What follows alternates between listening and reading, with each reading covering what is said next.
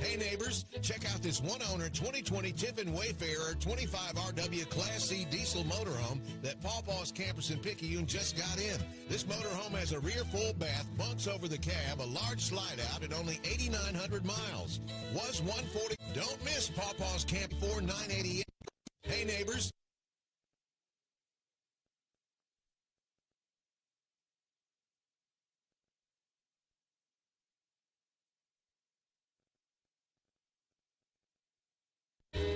You can say goodbye to the guesswork. We make it easy as 1, 2, 3. When you come by Pawpaw's Camper City for a trailer or RV.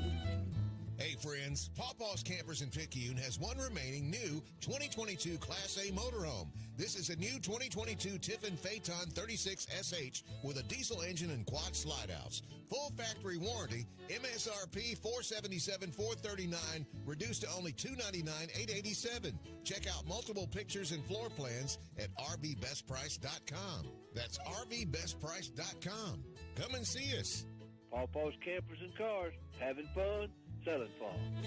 Great service, great price, now isn't that nice? You're gonna love the way we deal. Pawpaw's Camper City in Picayune. Yeah, boy. Yes, sir, yes, ma'am. You're gonna love the way we deal. That's a good RV, Pawpaw. Welcome to Maroon Tide Baseball. We are in Waynesboro, Mississippi. Tim Kraft and Tommy Upton on the campus of Wayne County High School. It's been a minute since I've been up here, Tommy, but the weather wasn't looking good, but it has cleared out. I actually see some blue skies here, and so I think we're going to get to play baseball. Yeah, the weather was terrible on the way up. I don't know if you caught that stuff in Hattiesburg, but from just south of Hattiesburg to about Laurel, it was pouring and lightning, and I thought, oh, my gracious, we're driving for nothing. But you're right. We got up here and got set up, and they've got actually a nice little setup here. They got some covered stands that we're sitting right down here amongst the common people. Picayune folks got off work early. They're making their way in, and it was sprinkling a little bit, Tim, but that's kind of dissipated. So you're right. I'm going to have to go to Detroit and get my sunglasses. Looks like we're going to play baseball. Yeah, Tommy likes to get up in the press boxes, and I don't like to get in the press boxes. I get down here amongst the common people, but Tommy, they're going to do the lineups real quick. So let's let them do that so we can hear ourselves think. And we'll come back, we'll get the lineups, and we'll set the stage. Let's do it. You listen to Maroon Tide Baseball, WRJW. You can say goodbye to the guesswork. We make it easy as 1, 2, 3. When you come by Pawpaw's Camper City for a trailer or RV. Hey neighbors, check out this one-owner 2020 Tiffin Wayfarer 25RW Class C diesel motorhome that Pawpaw's Campers in Picayune just got in. This motorhome has a rear full bath, bunks over the cab, a large slide-out, and only 8,900 miles.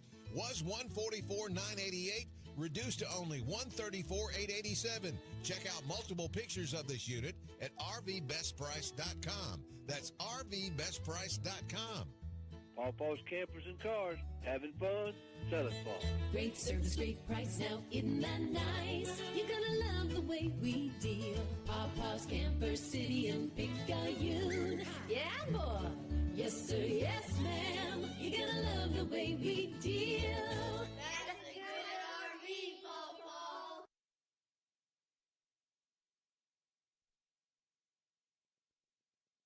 Pearl River Community College has been providing a quality education to the people of South Mississippi and beyond for the past 110 years. If you or a family member is an alumnus of this great institution, we invite you to support future PRCC students through the PRCC Foundation Scholarship Program. Honor or memorialize a loved one or identify your support for the college by creating a scholarship through the PRCC Foundation with your tax-deductible financial gift. Call Delana Harris with the PRCC Foundation office at 601-403-1191 and make a financial investment in a young person's future at Pearl River Community College.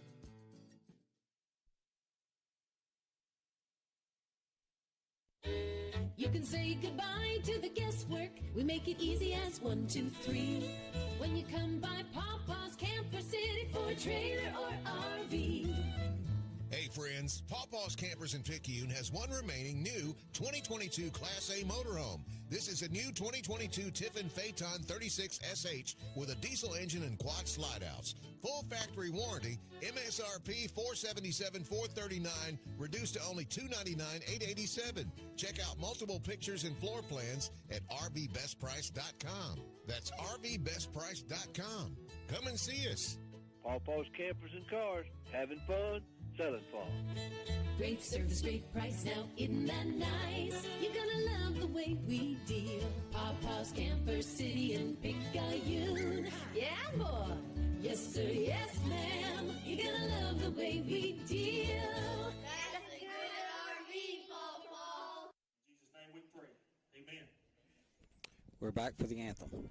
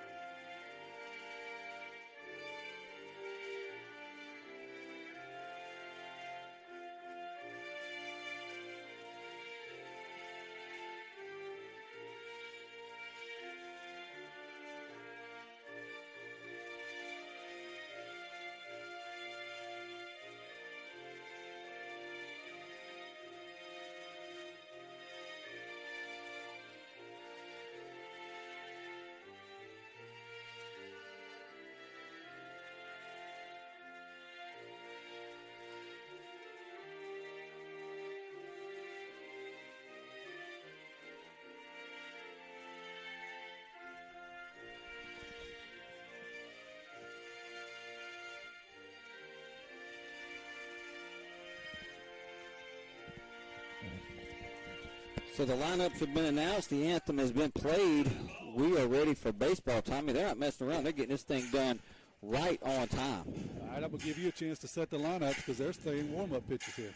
They are. They're getting after it, man. They're not messing around here. I want to let everybody know real quickly, though, Tommy, that tonight's Diamond Club, sponsor of the game, is Into Mud Off-Road.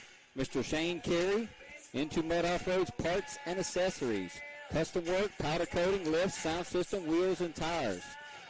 Into Mud Off-Road, Mr. Shane Carey. Thank you so much for being the Maroon Tide Diamond Club sponsor of the game. And Tommy, we've got a video stream sponsor of the game, a special sponsor tonight, right? We got a couple special sponsors. The Hippo Crew, that's Tyler and Chris Upton.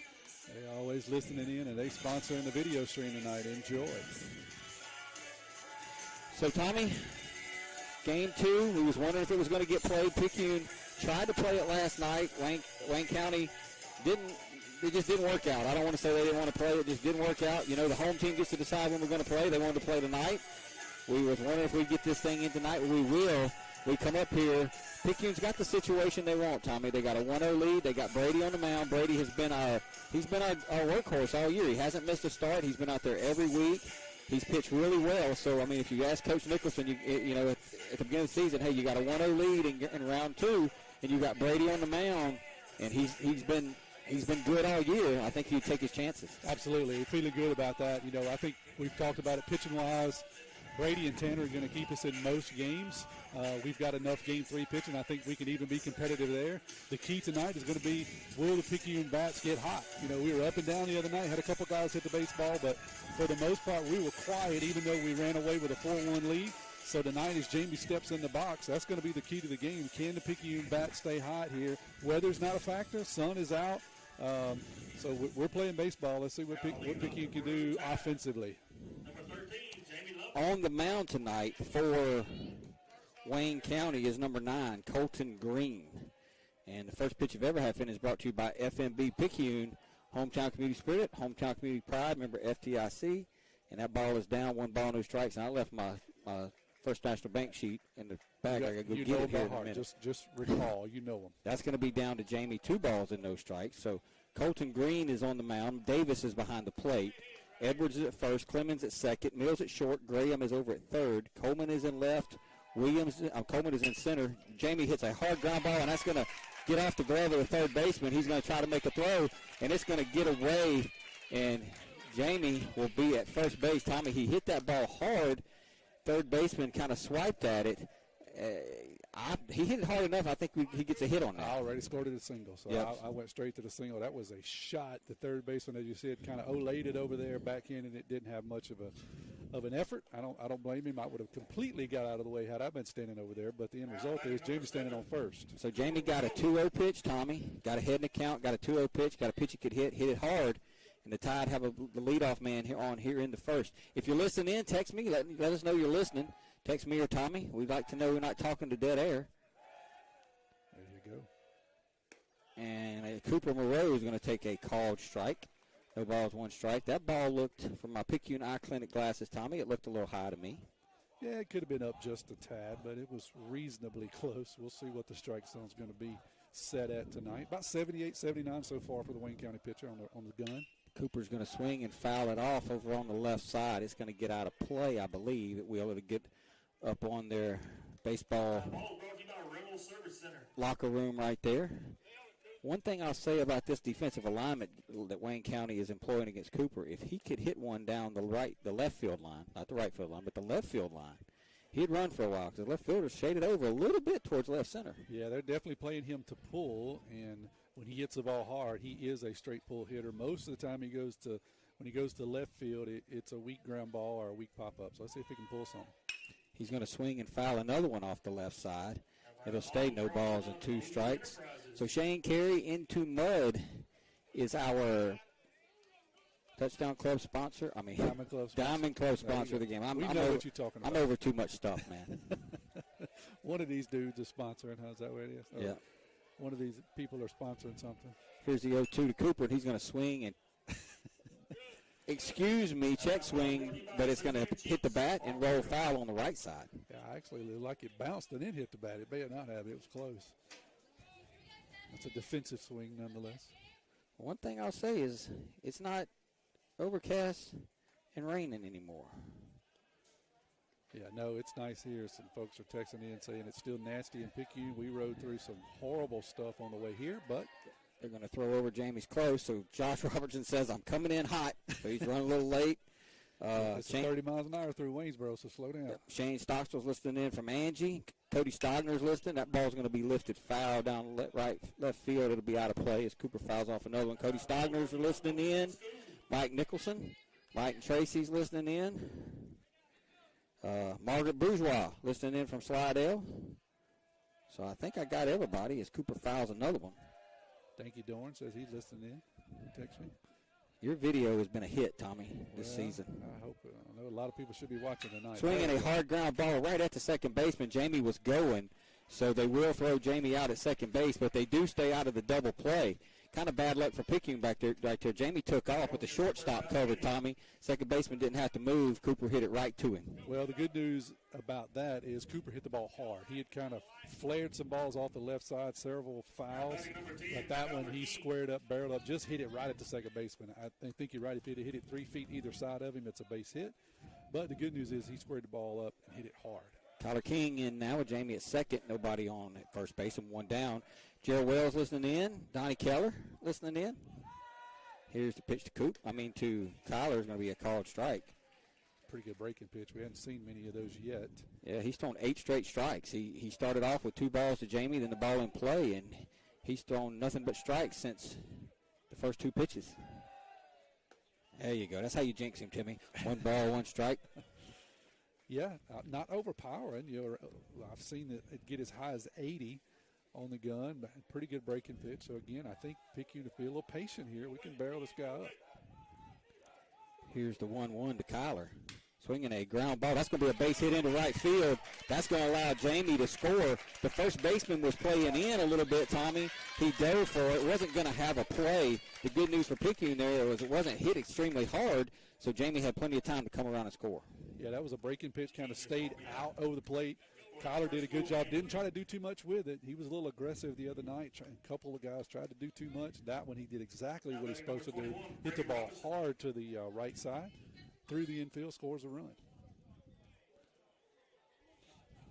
Kerry said we might need to catch everybody up to speed because we had an over. All right, there is a called strike to Brady Robertson. All right. He just says catch us up from Cooper is what he's saying. I know you don't Okay. want to have to read it. Justin Herron's listening in. Okay.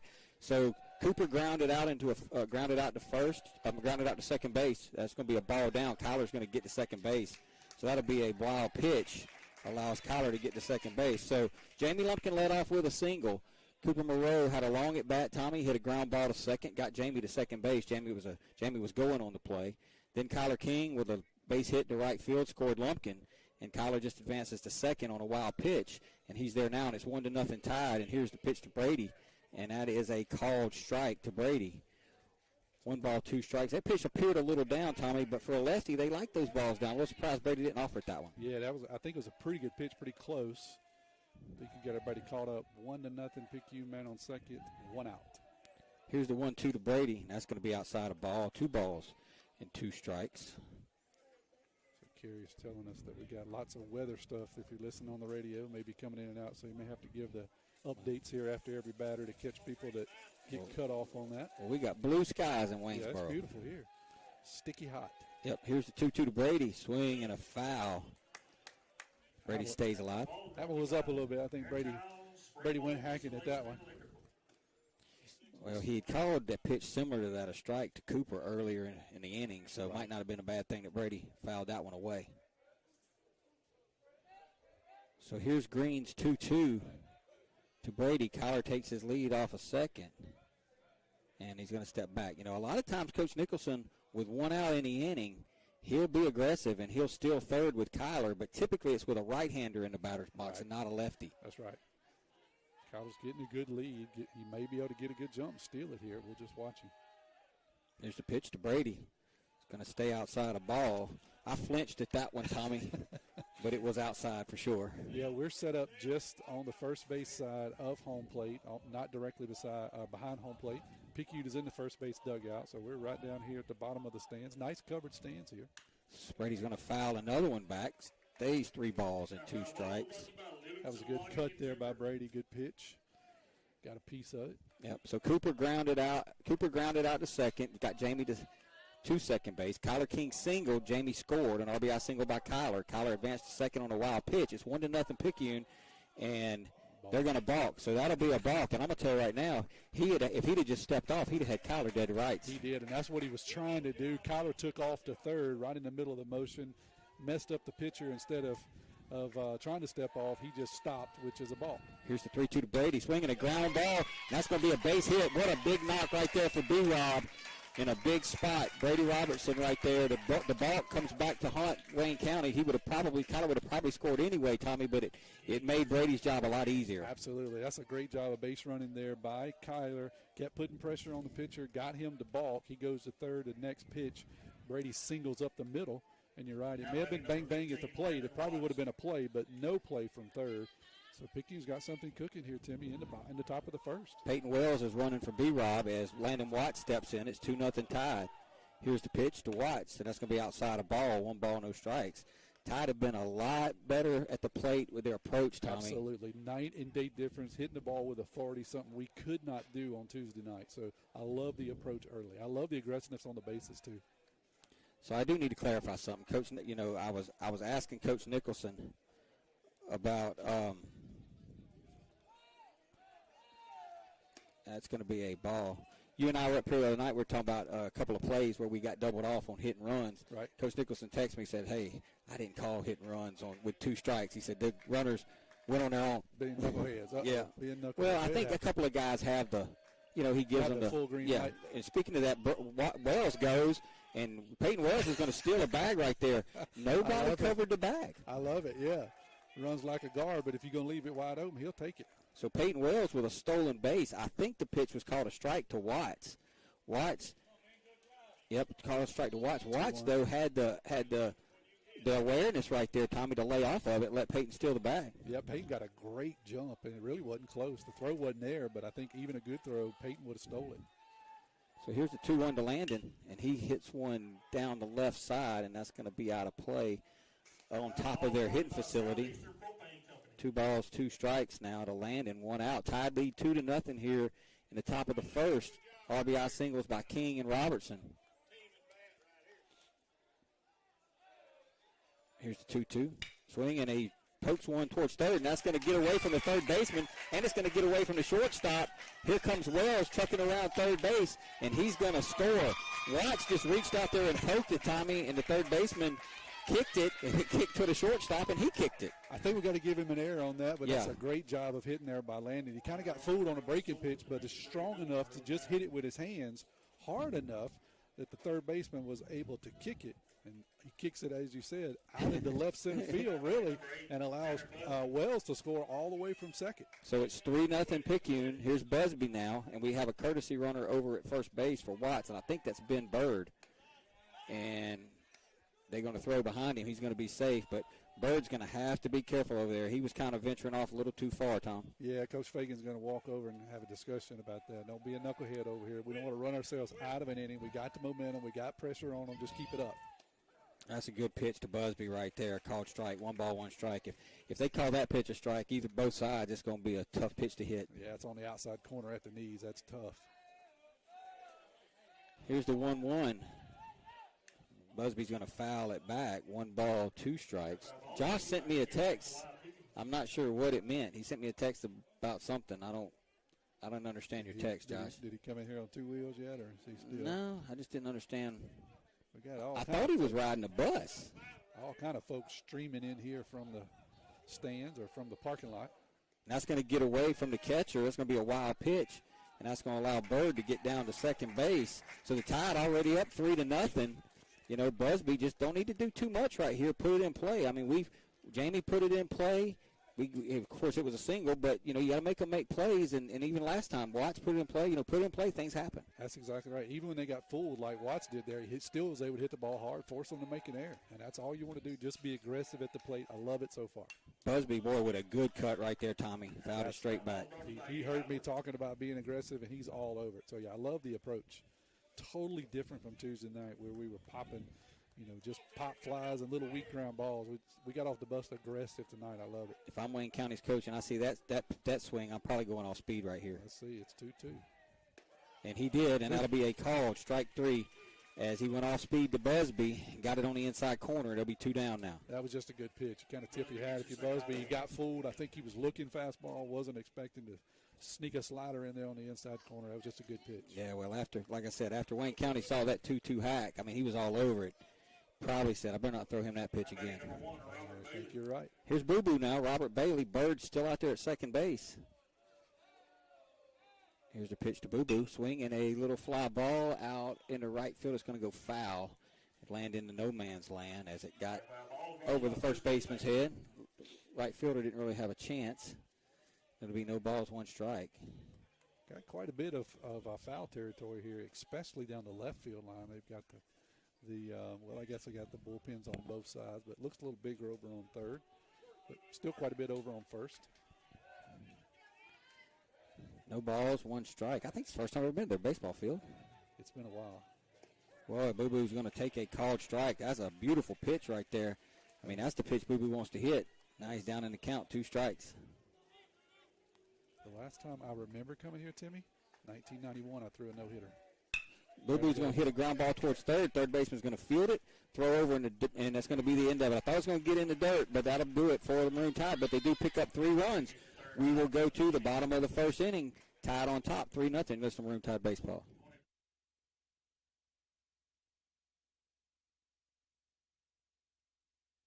Our area is a great place to live with a quality of life that many would envy. People are friendly. It's a great place to raise a family. At FNB Picayune, we serve the credit needs of this area. The money to make the loans comes from your investments with us. In turn, we reinvest your money in the local economy to send kids to college, finance new businesses to create new jobs, build new homes, and much, much more. At FNB Picayune, your money is used to support our local needs. FNB Picayune, your hometown bank, member FDIC. Fight back against Parkinson's with Dodd Therapy Center. Dr. Jameson Dodd is certified in LSVT BIG, a specialized treatment program for Parkinson's disease and other neurological disorders. Improvements from LSVT BIG include faster walking with bigger steps, improved balance, and reduced risk for falling. If you or a loved one suffers from Parkinson's or other neurological disorders, it is time to fight back with Dodd Therapy Center. Give Dodd Therapy Center a call today at 769-242-2636 or visit Dodd Therapy Center at 405 Memorial Boulevard in Picayune.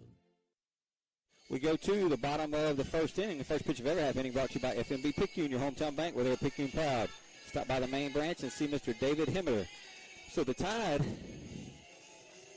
got 3 runs on 3 hits right there, Tommy. Yeah, they got off the bus in a bad mood, Timmy, and kind of pounded the baseball in the top of the first. I love it.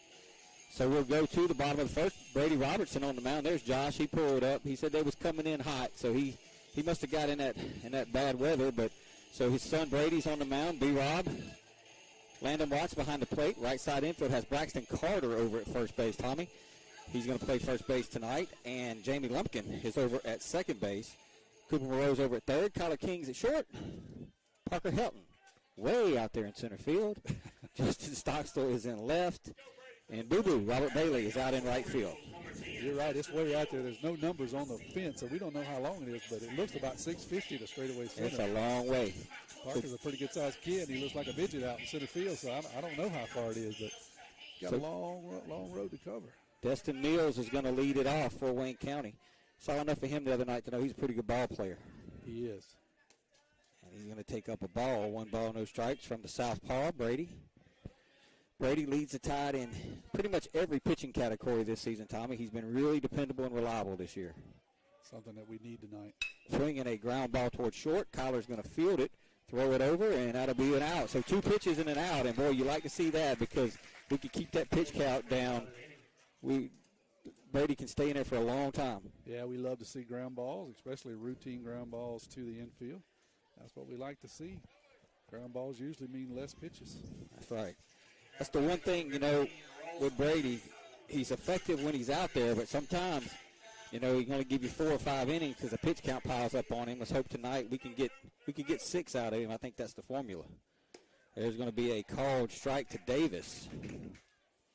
No balls and 1 strike. That's a good pitch right there, Tommy. It was. Definitely was. Here's the 0-1. Going to be up a ball, 1 ball, 1 strike. If you joined us late, the Tide got 3 in the top of the first. Wayne County's hitting now in the bottom of the first with 1 out. Here's the 1-1. Swing and a miss. 1 ball and 2 strikes. Brady keeping the ball low so far here early in the bottom of the first. Those are good pitches. Nice to see from the left-hander. If he can get that breaking pitch working and work that fastball down around the knees and the thighs where he is tough. Here's the 1-2 to Davis. Swinging a fly ball out towards center field. Parker Helton gets under it, makes the play. And Brady got him out in front a little bit. Tommy just got a lazy fly ball out there to short center field. Yeah, it looked like a straight change and just kind of got him leaning. As you said, he was able to hit it, but couldn't put any power in it. Flies out to Parker. That'll bring up Colton Green now, the pitcher. Evan said that he came and watched him play the other night, and this guy hit a ball out in them trees. That's a long way from here. Here's the pitch. Well, good-looking pitch right there. Called a ball. Might have been a little down, Tom. Good job by Landon. Probably made it a little closer than what it was. Yeah, that's where you want to stay. You want to miss. That's a good place to miss with a big guy. 1 ball, no strikes. Here's Brady's pitch. Now, that's that pitch that Brady likes to come in, Tommy, with the fastball to the right-handed hitter.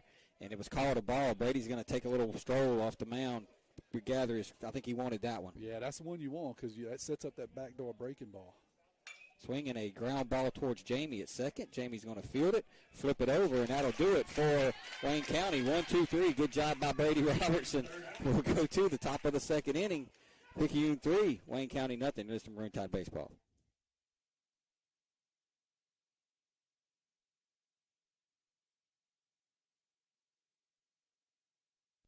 Dr. Hermaine Amante, Chair of Surgery and Trauma Medical Director, Highland Community Hospital. Over the last 10 years, the Highland Surgery Department have grown exponentially. We have been able to add multiple services to our surgery department, which includes urology, general surgery, advanced laparoscopic surgery, ENT, as well as ophthalmology. Highland Community Hospital, here when you need us most. For more information, go to highlandch.com. Craving a breakfast toaster or French toast sticks? Make it a meal and step up your breakfast with tots and a cold beverage. Sonic Drive-In has the perfect portable breakfast, and it's the perfect way to start your day. And at Sonic Drive-In in Picayune, you can stop by anytime because breakfast is served all day. Sonic Drive-In of Picayune on Highway 11 just north of Highway 43 North. Start your day Sonic style with happy eating at its best. That's what you get at Sonic Drive-In of Picayune. Destination delicious.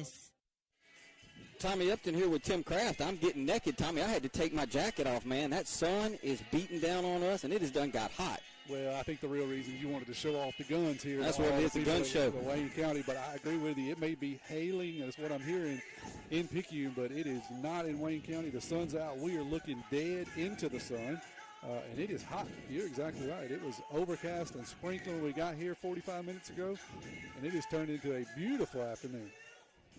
First pitch of every half inning brought to you by FNB Picayune, your hometown bank, the place for all your banking needs. Susan Wilson and her staff are ready to service you at their North Picayune branch on Cooper Road. The Tide 8-hole hitter, Justin Stockstill, is going to step in here now against Mr. Green. Colton Green threw 34 pitches in that first inning, Tom. Yeah, we love it. We like to run that pitch count up, get into the pen as early as possible. Justin showed bunt, pulled back, took a ball, 1 ball, no strikes. I want to remind everybody, tonight's Diamond Club sponsor of the game is Mr. Shane Carey and Into Mud. He just sent me something else he wants me to say because I didn't do a good job of communicating with him. Justin's going to hit one towards first base. First baseman's going to field it and pick it up and step on the bag, and that'll be a 3 unassisted as Justin grounds out to first. Kind of a swinging butt down there. The first baseman swatted it down, had to pick it up and hurry to the bag, but he does and beats Justin over there. So that'll bring up Parker Hilton now. Now batting number 11, Parker Hilton. We'll let everybody know that Shane Carey and his business Into Mud Off-Road is right there next to Claiborne Hill in that shopping center, Tommy. Here's the pitch to Parker Hilton. He's going to show bunt and bunt it foul. No balls, 1 strike. It's 3-0 Tide. We play here in the top of the second inning. Picayune got 3 runs on 3 hits in the first inning. Brady had a 1-2-3 bottom of the first, and there's 1 out here in the second. Here's the 0-1. That's going to be down a ball to Parker. 1 ball, no strikes. Jamie Lumpkin waits on deck. Yeah, and as you said, as we said earlier, Picayune got off the bus in a bad mood. They pounded the baseball in the top of the first. See if we can continue that here in the top of the second. There's Parker, and that ball's headed towards the gap, Tommy. And Parker's going to round first, and he's going to head towards second, and he's going to make it in there easily with a double. Boy, Parker got a hold of that one, Tom. Yeah, he got a fastball up and just tomahawked it out into deep left center field. But they've got a center fielder that can go, and he was able to cut it off before it gets to the wall, which is a feat because Parker would have been standing on third instead of second. So a double for Helton with 1 out. That'll bring Lumpkin back to the plate. Back at the top of the order, batting number 13. Game 2 between Pearl River Central and West Jones from Carrier will be tonight at 7 o'clock. They're going to play that with as far as I know, they're playing. I haven't heard otherwise. They're playing in Crocs. They won't be able to play in cleats. Here's the pitch. That's going to be down a ball. 1 ball, no strikes. You know, Purple Center's got that turf, so. Yeah, I guess if they can get it to drain, maybe it quit. But the people in Picayune are telling us this is nasty weather right now back there. Maybe it's staying south of Carrier. Jamie's going to hit another one towards third. Third baseman's going to field it, drop it, pick it up, and he's going to get Jamie by half a step. And that's a good call. That's a good play by the third baseman. Jamie was fooled on it, got out in front of it, pulled it to third. Third baseman kicked it a little bit, but got Jamie by half a step. Yeah, he hit the one just like he did in the top of the first, but he didn't hit that one quite as hard. Third baseman was able to play it, make a good throw across the diamond. Here's Moreau now. He grounded out to second back in the first inning. Be a good time for him to get his first hit of the night. That's going to be down a ball, and I don't know where Parker was going, but he was halfway to third base.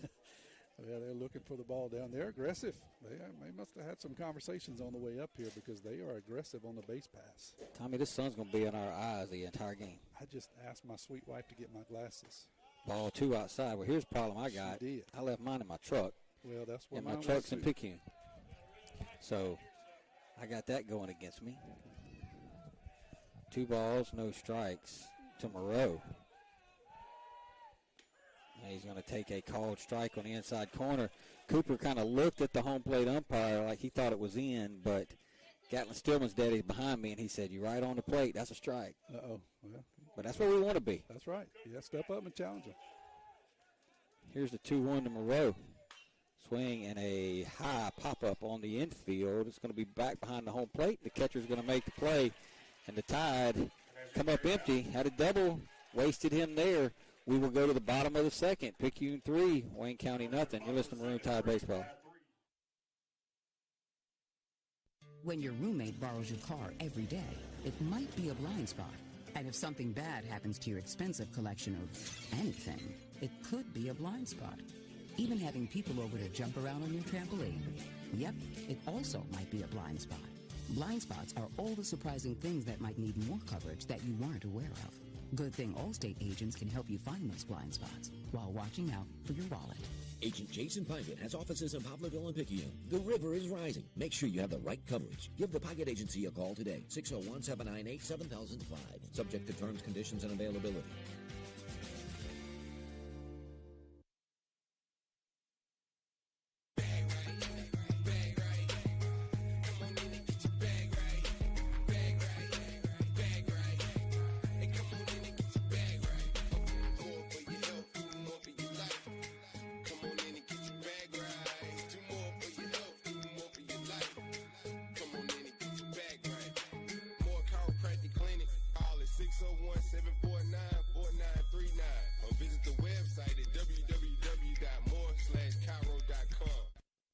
We head to the bottom of inning number 2, the first pitch of every half inning, brought to you by FNB Picayune, your hometown bank, where they always put you first. Stop by the South Branch Memorial Boulevard and see Tracy Acker for all your banking needs. So Robertson's back on the mound. Cam Holyfield will lead it off.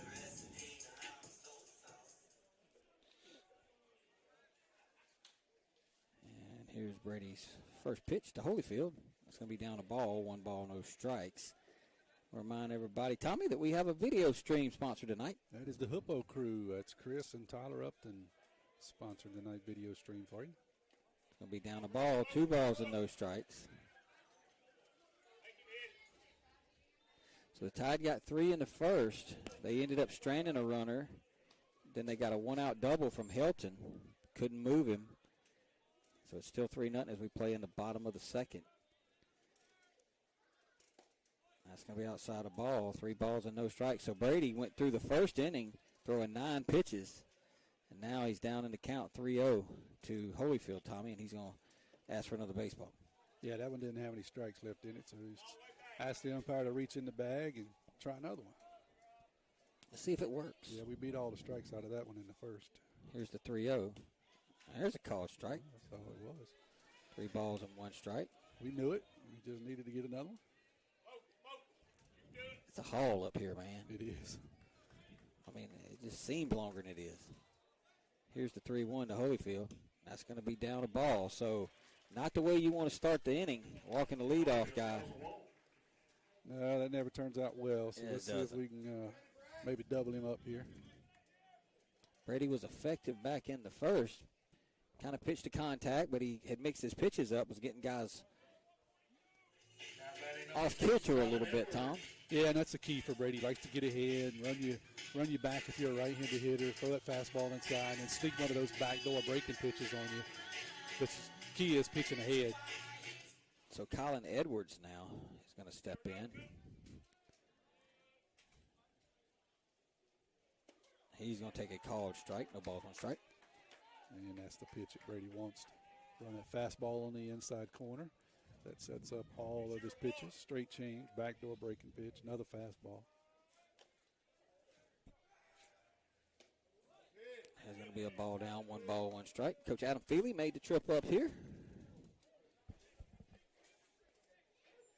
Just passed by. Late arriving crowd, but they getting here. Yes, folks are starting to filter in here now. Good Wayne County crowd. Pretty good Picayune crowd, honestly, for this early. Brady's going to throw over. That's the big issue, the 5 o'clock game. If people want to know why we playing at 5 o'clock, Lightning about 2 or 3 weeks ago struck their scoreboard. It's got some of their lights out, their scoreboards out. They waiting on insurance money, Tom. Yeah, that might be a while. That's going to be up a ball. 2 balls, 1 strike. So now comes a big pitch in this inning. You know, you got the 3-run lead, but you don't want to put 2 men on with nobody out. Yeah, you don't want to just give it back to them. Your team worked hard in the first here. Swing and a miss, and they're going to throw down, and that's the darndest thing I ever seen. Landon Watts threw behind the runner, Tommy, and Braxton Carter spun around and tagged him, and the umpire pointed at the runner and then said safe. Have you ever seen such? Yeah, I'm not sure what that means. I guess he's just saying he's safe, I guess. There you go. Okay, we'll take it. When he pointed at him, I thought we had him. Very interesting. 2 balls, 2 strikes. Tom, what do you do here? Fastball. Right at him. And he did, and he took it. Called strike 3. And it's a big out for Brady right there. Huge out. Yeah, he kind of elevated it just a bit. I don't know if he was looking breaking pitch or what, but he did not offer. Took it. You're right. That's a big pitch. Grayson Graham will hit now, the 6-hole hitter. He's doing his best Colt Robertson impersonation with his short sleeve breeches. He's a tall kid. He is. He's going to swing and miss. No balls, 1 strike. That was a good breaking pitch. Had him waving at that one. Picayune's in those gray pinstripes that Coach Nicholson, that seems to be Coach Nicholson's favorite uniform. Seems like we wore that one the majority of the games this year. Got a lot of wins in it, so we'll just keep it rolling right through the playoffs. Here's the 0-1. That's going to be inside a ball. 1 ball, 1 strike. If Mr. Graham would have just stood his ground, he'd be at first base. I think that ball would have hit him. Yeah, that was a breaking pitch. It just didn't break. And you're right, he spun out of the way. He probably could have wore that one on the thigh, but we're glad he didn't. Here's the 1-1 pitch. It's going to be outside a ball. 2 balls and 1 strike. So, again, Brady's looking at a huge pitch. You know, he walked the leadoff guy, the last batter he went 2-1 with, and he was able to get a strike and then got the out. This becomes the exact same situation, Tommy. You don't want to go behind 3-1. Yeah, I think you challenge him here. He hasn't really looked good. So I think you maybe try to set him up with a fastball here for a strike. And then you can throw whatever you want there with 2 strikes. Here's the 2-1. Swing and a foul up the right side. It'll be 2-2. So that was an effective pitch, Tommy. So now Brady's back in the count 2-2, and he's got his full plethora of pitches. Yeah, he can do whatever he wants here. I think maybe try to sneak one of those breaking pitches on him. He got out of the way of one on the inside, waved at one to start the at-bat. Didn't look very good. See if he can spin one on him. Here is the 2-2 from Brady to Graham, and he's going to foul another one off. So if we were to get paid for this gig, Tommy, I would want hazard pay today because I'm looking directly into the sun, and my feet are wet. Uh-oh, that's not a good thing. Yeah, I'm right. Yeah. Kerry should help you pay a little bit. I'll give you half of what I make just to cover it. There you go. Dry. There you go. When I got here, it was coming down pretty good. It was nasty. It's completely different from an hour ago. And that pitch is going to miss down. 3 balls and 2 strikes. Ooh. So this umpire seems to give you the high strike, Tommy, but he's not going to give you the low strike. Yeah, that was a strike there. That's just, we'll just call that one a miss. That was knee high on a tall guy.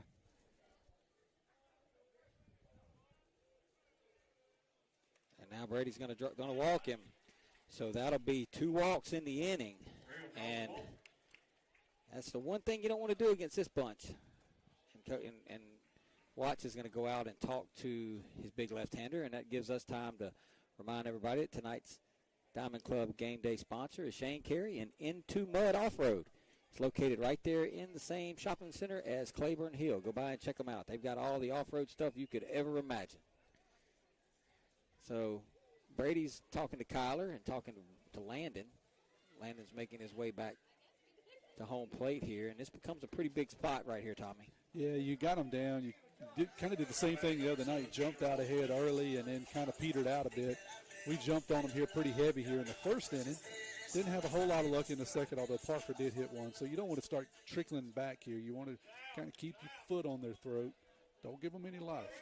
Ross Clements is going to step in now. He is the number 7 hole hitter. Swing and a foul tip into Landon's mitt.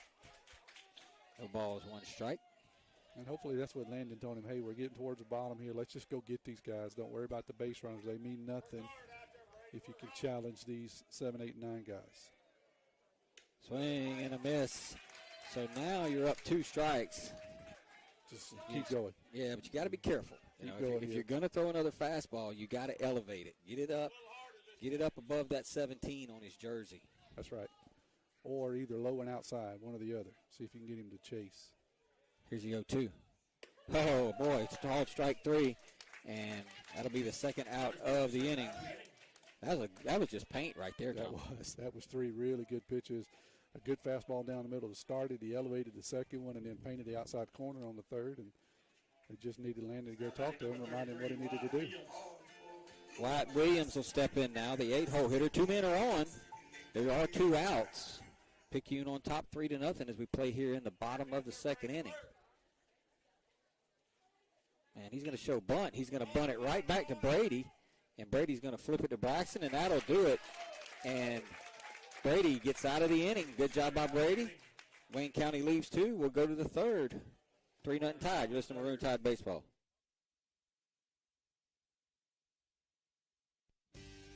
First Place Express Car Wash in Picayune would like to say a huge thank you to their loyal customers. First Place Express Car Wash is happy to serve their local community with 2 locations, Highway 11 North just past Coast Electric, and on Highway 43 South just a quarter mile east of I-59 at Exit 4. First Place Express Car Wash is locally owned and operated. You know they'll treat you right. Choose from any one of their car washes. Sign up for their monthly wash club starting as low as $20.99. Why do it yourself when you can let First Place Express Car Wash do it for you? Hi Wildcats, I'm Carrie Eve. And I'm Mackenzie. Are you ready to roar with the best here at Pearl River? We're inviting you to join our growing Wildcat family. Pearl River continues to make headlines as the fastest growing community college in the state. All while putting our students first by not increasing tuition and developing more opportunities for successful careers. Come be a part of history by joining our Wildcat family where we show out our main character energy. Just visit prcc.edu and roar with the best. We go to the top of inning number 3, the first pitch of every half inning, brought to you by FMB Picayune, your hometown bank, with the customers always first. Go by and see Chantel Thady at the West Canal branch for all your banking needs. Tide lead 3-0. Tommy, that Pearl River Community College commercial. I went and watched them yesterday play game 1 against Southwest. Pearl River wins that game by the score of 23-1. Yeah, I saw they put 3 touchdowns on them. Pounded the baseball. And I lied to you the other night. Because they're the higher seed, all 3 games in that 3-game series, Kyler's going to swing and foul one. All 3 games in that 3-game series are played in Poplarville. Gotcha. So they got a home series for all 3. I got you. I thought game 2 was today. Carrie's going to have to fill me in on what's going on. I thought they started at 4 o'clock today, but maybe the rain got them. I just don't know. I don't see how they could do it after what we came through. Here's the 0-1 to Kyler. He's going to foul another one, and the biggest problem that Picayune is having with Mr. Green right now is we're way out in front. Kyler was way out front on both of those swings. Yeah, we had him barreled up in the first, and so since then we've kind of cooled off, and we just don't want to start to be overly aggressive like we were the other night. Just stay back, be patient.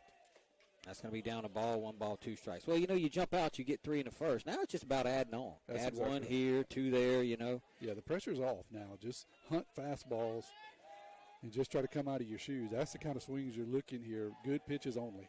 That's going to be down a ball, 2 balls and 2 strikes.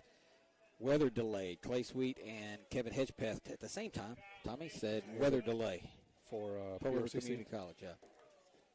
And if anybody gives us an update on Carrier 2 Pearl River Central, they'll be starting here, and if there are, in about an hour and a half. Kyler's going to swing and hit one towards third base. Third baseman's going to field it, throw it over, and he's going to be out. Boy, that's a bad call. That's a bad call. Kyler beat that. Yeah, we got the video evidence to show it. That was bang, bang, but Kyler beat it. But our opinion doesn't matter. Just the guy with the black top down there on first, and he says out. The one that pointed at their base runner and said safe. Okay, so Corey Dorn said that he read on the Pearl River Community College page that they're going to resume game 2 at 5:30, so maybe they've already started. I don't know. That's only a ball up to Brady, 1 ball, no strikes. B-Rob really got the big hit in this game. Kyler got the hit to give the Tide a 1-0 lead, but Brady kind of got the big hit that made it 2-0, and then the Tide was able to add on there. Well, that's a called strike right down Broadway. 1 ball, 1 strike. If you're hunting fastballs, that's a good one to jump on right there. That last ground ball was weird, Tommy. I want to talk about that in just a minute. I don't know if you saw it, fouled back by Brady, 1 ball, 2 strikes. It took a big hop by Kyler. Then when it hit the dirt right there, it just rolled. It didn't take another bounce. Like, I thought that was going to be a tough play, but it just rolled right to the third baseman's glove. Yeah, it's grass here, grass and dirt. Something you don't see a whole lot anymore, honestly. So you don't get those big turf bounces, and you're right. It came off the grass, got into the dirt, and just kind of skidded into the third baseman. It's going to be outside to Brady, a ball. 2 balls, 2 strikes. So Green's up to 54 pitches now as we play in the 3rd inning. Probably the 4th inning will be his limit unless Picayune really goes quietly. We don't know what they have. They switched pitchers the other night in the 2nd. So Brady hits that ball high and deep to right field. The right fielder's going back, and that's out of here. Wow. Brady Robertson. Tommy, I just didn't know because he hit it so high. You know how, remember the Major League movie where they were chanting Wild Thing, and they were like, yeah, it's too high. It's a trajectory. I wasn't sure if he hit that ball out of here. I knew it was high enough, but I wasn't sure if he hit it up hard enough to get it out of here. And Wayne County's so impressed, they're playing the horn. Yeah, they're raining the horn on that one. Brady got a fastball up, and that's what he'll do. He can turn on a fastball and hit it just about as hard as anybody you've seen. And that's a long way out to right field. I don't know what it is. We've talked about it in the first inning, but it is a poke out there. You're right. I thought it was too high off the bat, but it just kept going. The right fielder just kept trucking and trucking. It looks like they're going to call him in. Yeah, he's going to truck the other way now and come in to pitch. So we'll take out of breath. Yep, we'll take a break. Picayune's up 4-0. You're listening to Maroon Tide Baseball.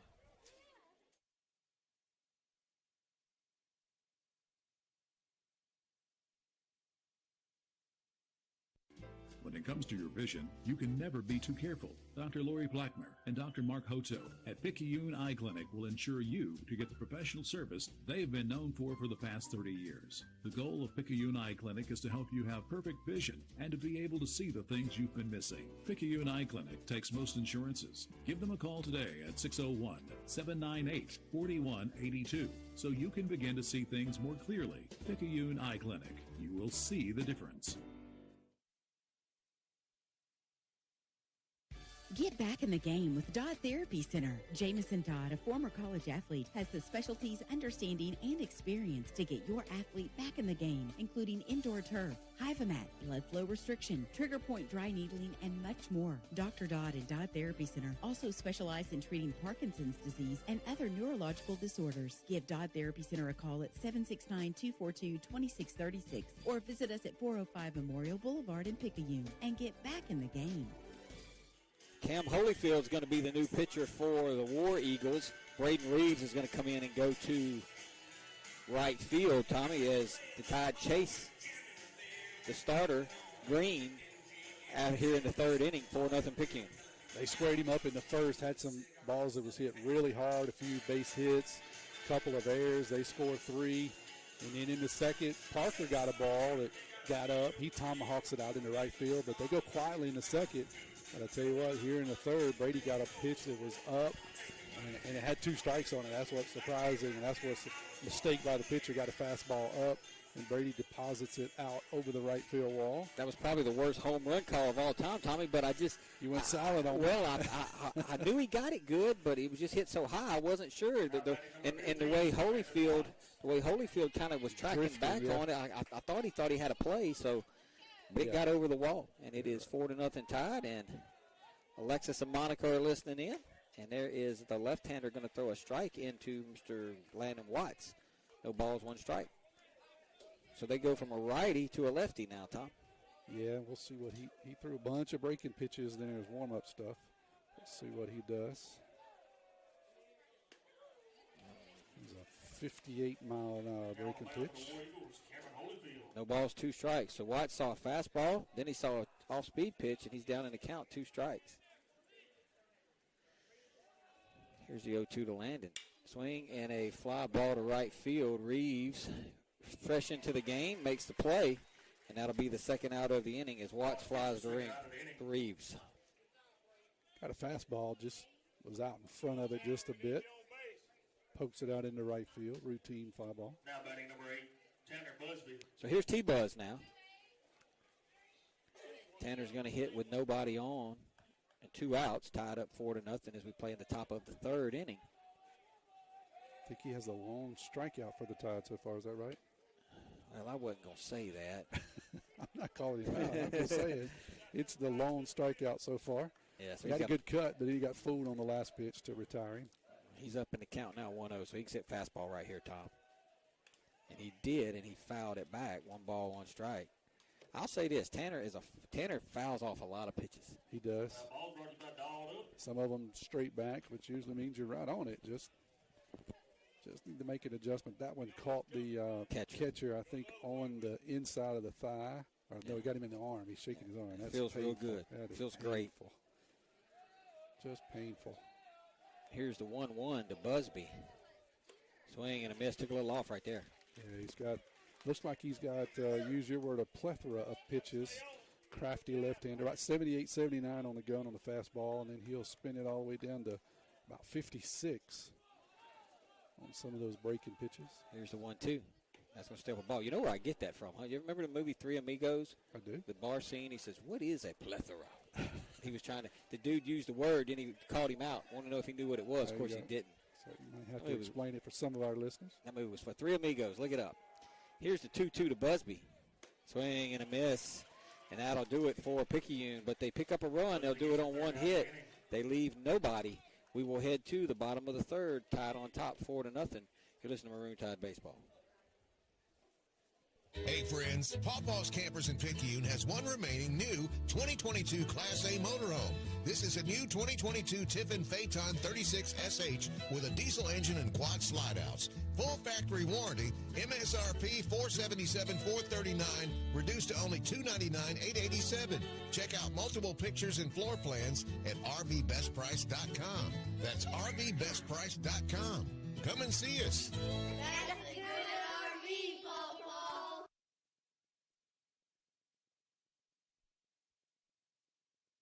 Abby Turnage, lead mammography technologist, Highland Community Hospital. Mammograms are important because they help us do early detection. A mammogram is never going to keep you from getting breast cancer, but early detection is what is going to make you have your best possible outcome. We want you to get your mammogram as early as possible, and you should have those yearly beginning at age 40. Highland Community Hospital, here when you need us most. We head to the bottom of the 3rd, the first pitch of every half inning. Tommy's brought to you by F&B Picayune, your hometown bank. Best service around with 4 locations to serve you: East Canal, West Canal, Cooper Road, Memorial Boulevard. Give a shout out to Dodd and Kay Lee listening in with Little Miss Henley Nicholson. I saw Caroline here. Of course, we know Evan had to be here. I'm sure Nate Dogg's running around somewhere, but Henley is with Dodd and Kay tonight. I bet she's getting anything she wants, too. Dodd's a sucker for them kids, man. I bet you she's getting anything she wants. So we're at the 9-hole spot. Mr. Coleman's going to lead off right here. Don't want to put him on. And speaking of Dodd Lee, if Dodd saw Mr. Coleman, he'd be trying to recruit him to come play defensive back or running back or wing back or something. But I can promise you, he's a ball player. Yeah, he could do something. We see him cover ground out there in center field, and he's got a physique. I bet you he can go. Yeah, he looked like, that's the way I looked in high school. Is it? Yeah. There's going to be a ball down, 2 balls, no strikes. Now, Brady's going to have to, this is the one dude you don't want to put him on. I mean, he's hitting 9 for a reason. That's right. But he's fast. That's exactly. We know both of those to be a fact. And that one's going to get all the way to the backstop now. 3 balls, no strikes. Yeah, just a bit outside. Kay said that Little Miss Henley's getting anything and everything she wants. I guarantee you. I know the name of that story. Ain't it crazy, like when it's your kids, you don't give them nothing, but when it's everybody else's, you give them everything?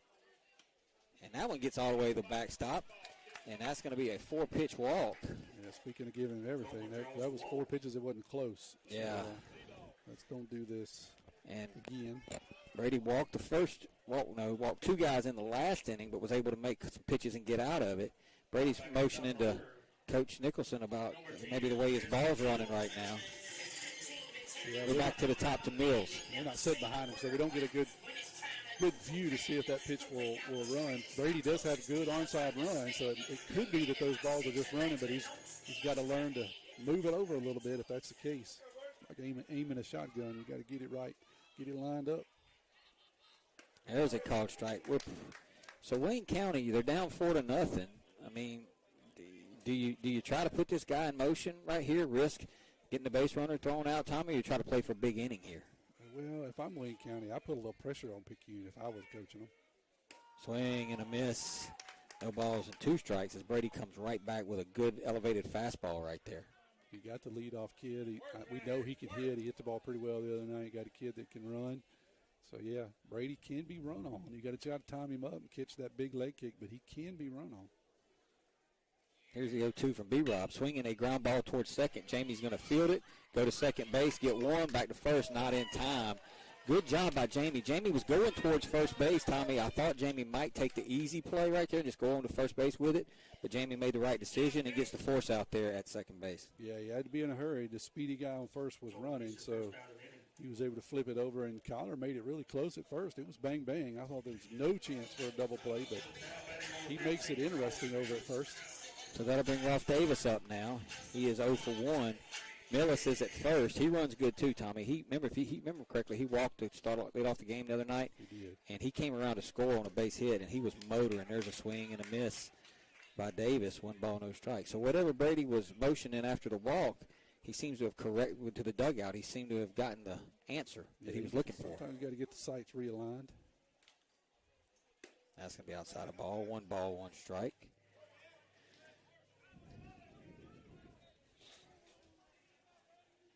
Just can't believe the difference of an hour and a half ago. It's beautiful. I mean, it's blazing sun right in our face. You would think we was in Montego Bay right now. And Brady's going to throw over, and Millis is back.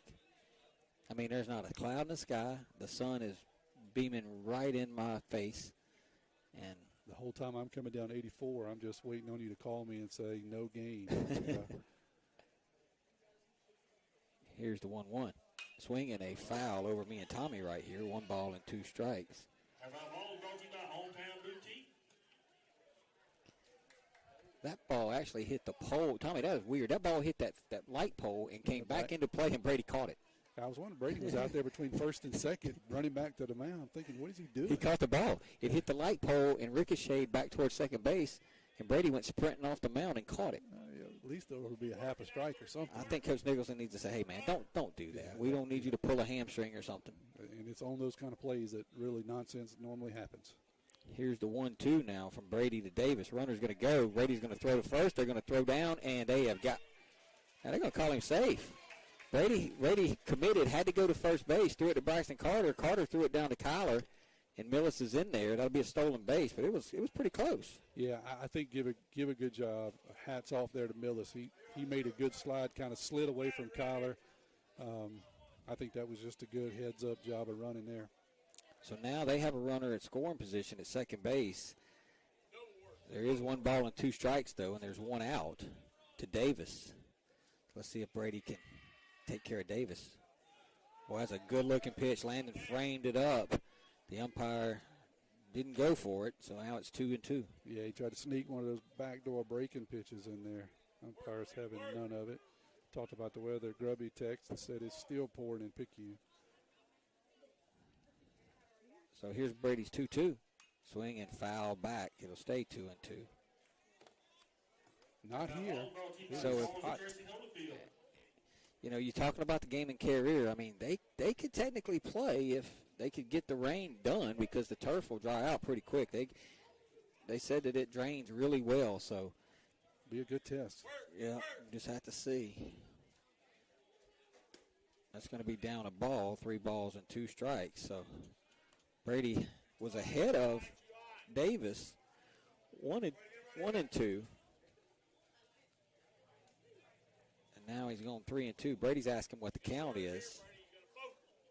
The umpire is telling him 3 balls and 2 strikes. I think Brady thought it was 2-2. Yeah, no scoreboard here, so you have to ask. So here's Brady's 3-2. And that's going to be down a ball. So that'll be the second walk of the inning, 4th walk of the game issued by Robertson. Yeah, Brady's been a little spurty. He has. When he looks good, and then he'll throw 4 in a row that's kind of away. So, Well, I personally think the 1-2 pitch was a strike. Yeah, hasn't got the a couple of borderline calls that he likes to get. Coach Witten is going to go out there and talk to him. The entire Tide infield's going to join the conversation. I want to remind everybody that today's Diamond Club sponsor of the game is Shane Carey and Into Mud Off-Road for all your off-road needs right there in the Claiborne Hill Shopping Center. I haven't heard the Sanford & Son song in a long time. It's been a while since they played. They're cranking it up here. And we got a video sponsor. That video sponsor is the Hippo Crew. Chris and Tyler Upton are sponsoring the video for your enjoyment tonight. Well, we still got a second here, Timmy. Why don't you catch us up, recap what's happened so far here in the bottom of the third? I will. We'll get shout out to Coach Summers, Moose. He's listening in from the T-ball game. So the Tide came out, got 3 hits and 3 runs in the first inning. Got up 3-0 on Wayne County. Brady Robertson came out, had a 1-2-3 bottom of the first. Tide got a one-out double from Parker Helton in the second, stranded him there. Brady walked a couple of guys in the second, but was able to get out of it. And we go to the third, and Brady hit a one-out bomb over the right field wall to give the Tide a 4-0 lead. And as we get to play here in the bottom of the third with 1 out, Wayne County has 2 men on, both via the base on balls, and their best hitter, Mr. Green, is at the plate. Dangerous situation here. And Brady's going to look Millis back. Coach Nicholson and I had kind of talked. And, I talked to him a little bit about the opponent. There's a ball down, and I had kind of mentioned to him. I said, man, I think as long as we pound the strike zone, we'll be okay. I think the only way we can have problems is if we give them free passes. That's right. Yeah, I think that's spot on here. Get them in a situation like this. A couple guys on, big hitter. That ball's going to be fouled out of play. 1 ball, 1 strike. It's going to go off the right side right there. Be smart here. I think you said that this guy could put one in the trees, so let's don't give him a 3 spot here. Try to be smart. Try to get him to be aggressive and get a big, tall pop fly. Here's the 1-1. The runner's going to go. It's going to be a called strike. They're going to throw down, and he's going to be safe. Cooper dropped the ball. Cooper dropped the ball. Moreau dropped the ball. Okay.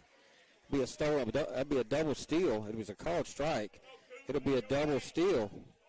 But, man, what a throw by Watts. And Moreau just dropped the ball. Yeah, he comes around the runner. That's hard. I mean, the batter has to throw around the right-handed batter, makes a good throw. Cooper just can't hang on to it as the ball and the runner got there at the same time. So now they've got 2 men on here, second and third, and that ball is going to hit him. So that's going to be a hit batter. So 2 walks and a hit batter. Now they've loaded up for Holyfield. So this is the spot right here, Tommy. If Brady can get out of this, it might, make Wayne County a little bit dejected. Yeah. But if they can rally right here, they're going to have all the momentum, and we're going to be in for a war. Yeah, that's exactly right. You just don't want to give them any life. We talked about it the other night. We kind of let them hang around. Even though the score was 3-4-0, kind of feel the same way tonight. You jumped on them early, and then you just kind of backed off just a bit. You don't want to give them any life. It's their crowd, their home. There's a ball up. 1 ball, no strikes. You just want to be aggressive here. Go right at them. Got a kind of a little zone from this umpire, so you got to be smart. Here's Brady's 1-0 to Holyfield. Called strike. And they threw him out at third base. Landon Watts picked the runner off at third base. Millis kind of caught him sleeping. Watts threw behind him and got him, Tommy. Yeah, that was a good job there by Landon. He has been on it tonight. He's thrown behind several and just had bang throws over there.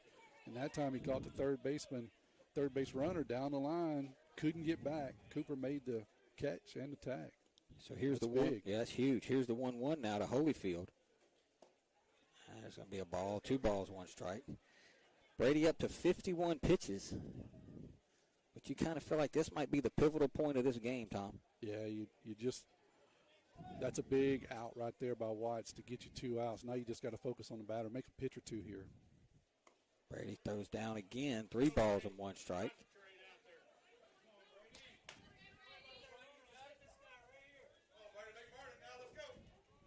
You don't want to give them a walk and just replace that guy that you just worked so hard to pick off. Runners take their lead. Here's Brady's 3-1 to Holyfield. That's going to be down the ball. So that'll be the third walk of the inning to go with a hit batter. But Watts picking the runner off has kept him off the scoreboard for now, but that's going to bring Edwards to the plate. So Brady. And that's where you just got to be big here. You said Brady is the workhorse. You said it earlier. He's pitched a lot of innings over the last 3 years. So it's not a new situation for Brady. But sometimes he will focus a little bit too much on runners. And so Landon has actually walked out in front of the plate twice here in between batters and said, hey, you and me, focus on me. It means those guys mean nothing. 2 outs. You and me, let's get this batter and get out of here. That's good advice from the catcher. So here's Edwards now. Bases loaded, 2 down, tied on top 4-0 as we play here in the bottom of the third. Here's the pitch. Swing and a miss.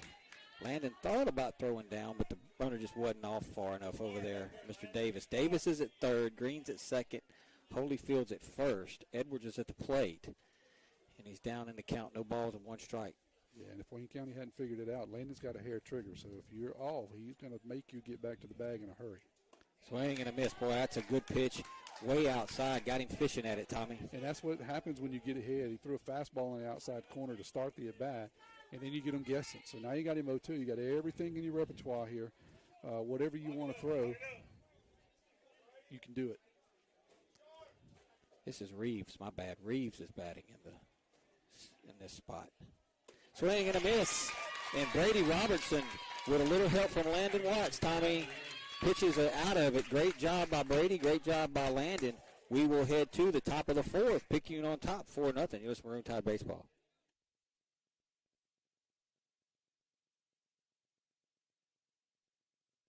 Craving a breakfast toaster or French toast sticks? Make it a meal and step up your breakfast with tots and a cold beverage. Sonic Drive-In has the perfect portable breakfast, and it's the perfect way to start your day. And at Sonic Drive-In in Picayune, you can stop by anytime because breakfast is served all day. Sonic Drive-In of Picayune on Highway 11 just north of Highway 43 North. Start your day Sonic style with happy eating at its best. That's what you get at Sonic Drive-In of Picayune. Destination delicious.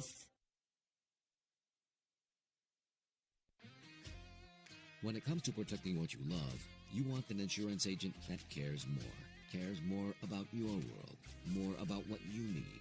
And that's exactly what you'll get with Picayune Allstate agent Jason Pygott, an agent who doesn't just know what it's like to live in Picayune, but one who wants to protect life here as much as you do. Contact him for your free quote today. Allstate, you're in good hands. Allstate and affiliates offer products and services subject to availability, terms, and conditions. Allstate Property and Casualty Insurance Company. We head to the top of inning number 4. And the first pitch of every half inning brought to you by FNB Picayune, your hometown bank. Come by the main branch and see Sheila Cooper or Linda Penton. Hometown community spirit, hometown community pride, member FDIC. So, what a job right there by Brady. You know, to pitch out of it, Tommy, it's a big spot. It is, and you said it. We want to give a heads up or hats off there to Watts. You know, we kind of joked a bit early in the season that he had a hair trigger and he wasn't scared to throw it. But I tell you what, he's picked off several guys this year in some big situations. Robert Bailey's going to show bunt, come up empty. No balls and 1 strike. And well, one thing I can say, probably nothing bigger than that one. Yeah, and you know, you and I talk about that because we worry about him throwing away. But I don't recall him throwing 1 ball away all year. He's thrown 1 or 2, but very few for the amount of times he's thrown down there. Very few. There is about a 38-mile-an-hour breaking ball. It's a called strike on the outside corner. I didn't think that ball was ever going to get a home plate. Yeah, it looked like a slow pitch softball. Kind of teeing up there. You're right. It was probably in the upper 40s. Big difference in 77, 78 is fastball, and then 48, 50-mile-an-hour curveball. That's going to be down the ball to Bailey. Bailey getting his 3rd consecutive or 4th consecutive start in right field. Brunson Stockstill still suffering from the quad injury. He suffered it during basketball season, Tommy. He re-injured it a couple of weeks ago. Gotcha. Here's the 1-2. And that's that same pitch, but that one stays up. 2 balls, 2 strikes. I don't know how you wait for that, Tommy, but if you could hit it a long way. Yeah, that's one of those you're doubting your whole existence the whole time it's coming. Is it going to be there? Should I hit it? Should I wait on it? You could think about that for a while. Here's the 2-2 to Bailey. That's going to be up and in to Robert. So Boo Boo got behind in the count, 2 strikes, but he's worked it back to his advantage now. 3 balls and 2 strikes as he leads off here in the 4th. Picayune on top 4-0. And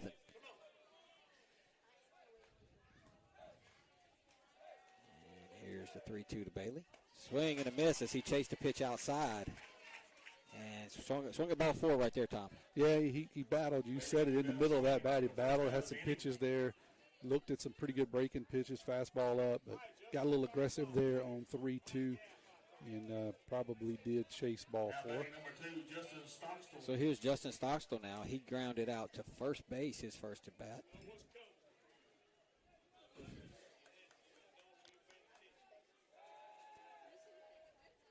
That's going to be up a ball, 1 ball, no strikes.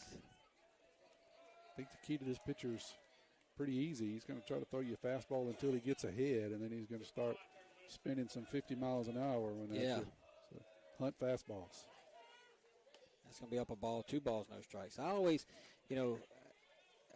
feel like, if you've ever watched hockey, they always say that a 2-run lead in hockey is the most dangerous. A 2-goal lead is the most dangerous lead to have. I feel like in baseball, a 4-run lead, but you get that 5th run, that's going to be a ball down. I just always feel like you get that 5-run lead. That way you can't, one swing of the bat can't tie the game. Right. That's right.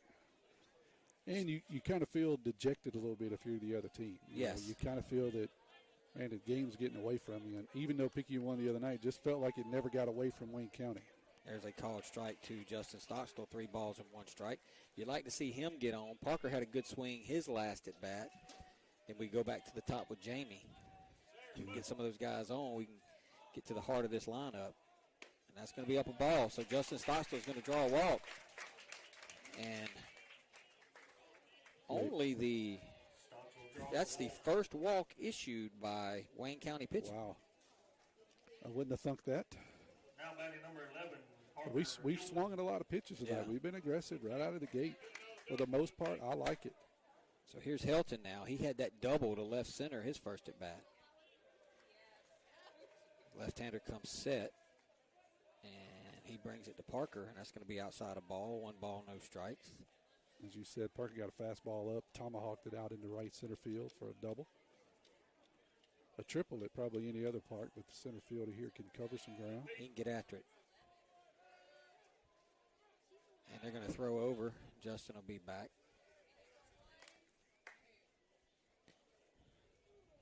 I'm hoping next year we can upgrade to some cushioned seats. I am. Look, it hurts my booty to sit in these chairs. That's going to be a ball, 2 balls and no strikes. So now if you're Helton, he just walked Justin on 5 pitches. He's 2-0 to you. You're the 9-hole hitter. Do you take here? I'm doing what you say about Alan Hickman. I got a little bitty zone of fastball that I'm coming out of my shoes. If it ain't there, I'm taking it. And he's going to swing and pop, hit one to second base, out at second. I lost the ball in the sun. I'm not sure what, was that a little ground ball over to third, He Tom? hit it right off the end of the bat, just a nubber down to third base. He flips it over to second for the force out of the inning. So, yeah, he was way out in front of a breaking pitch. Now batting number 13, Jamie Lumpkin. So that'll bring up Lumpkin now. That I lost it. I thought he popped it up the way he kind of threw the bat in disgust.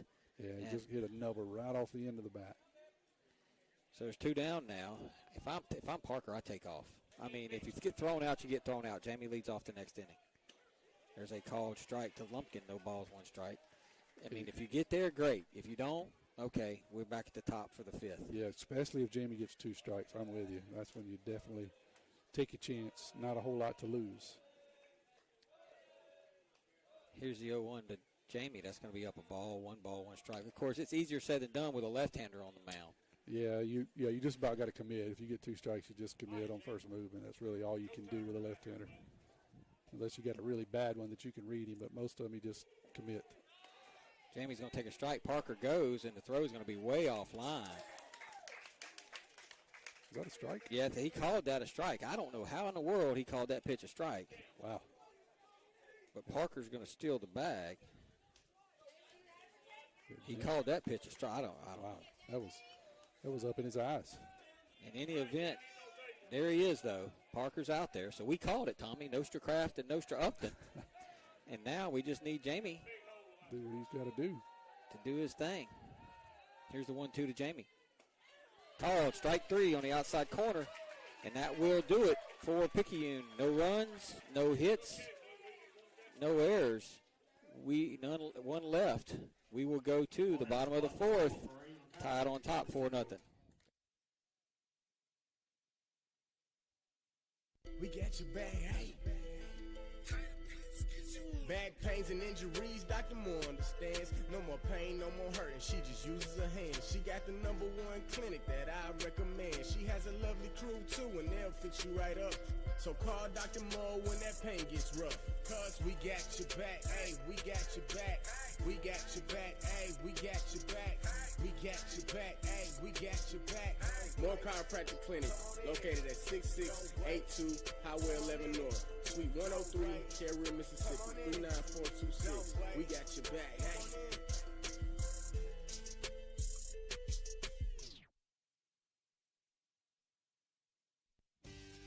First Place Express Car Wash in Picayune would like to say a huge thank you to their loyal customers.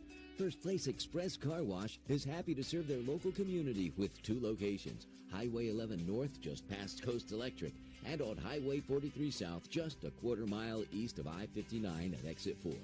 First Place Express Car Wash is locally owned and operated. You know they'll treat you right. Choose from any one of their car washes. Sign up for their monthly wash club starting as low as $20.99. Why do it yourself when you can let First Place Express Car Wash do it for you? We head to the bottom of the 4th inning. Picayune on top 4-0. Got some changes for the Tide on the mound. Cooper Moreau takes over for Brady Robertson. Braxton Carter over at third base. Brady Robertson moves over to first. Tommy, a little surprised of the move? No, I'm not. I think Brady had got just a bit rattled there. I think he still had plenty of pitches in him, but I think he was just a bit rattled. I think this is a good move here, honestly. We will see. So Brady goes. How it plays out. Brady goes 3 innings, throws only 56 pitches, Tommy. 28 balls, 28 strikes, no hits, no runs, walked 5, hit 1, struck out 3, but pitched out of jams in the 2nd and the 3rd inning. So they'll turn it over to Cooper. So my guess is Coach Nicholson's philosophy is this.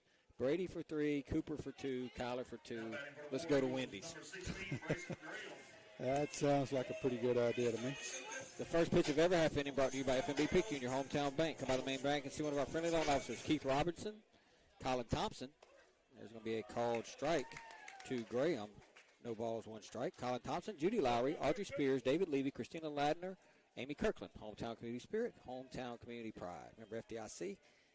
Swing in a line drive, and that's going to be a base hit into left field. I don't know what happened with Carter right there. I think he thought he had a play on it, and I don't know what happened. Yeah, he jumped up. The ball was hit right over his head, and we're looking dead into the sun that way, so it's really hard for us to see, but I don't think he got a glove on. I think it was over his head out into left field. I couldn't really tell, but he was looking at his glove. I think he thought he caught it. Yeah, I think he did too, but I think it was over it. Swinging a ground ball towards short. King's going to field it, step on the bag, and he'll get the out as Clements hits into the fielder's choice. King could have flipped it to Lumpkin, but made the decision just to take it himself. No chance at 2 there. Yeah, ball just not wasn't hit hard enough. So King does the safe thing, keeps it himself, steps on the bag. So Wyatt Williams will step in now as 1 down.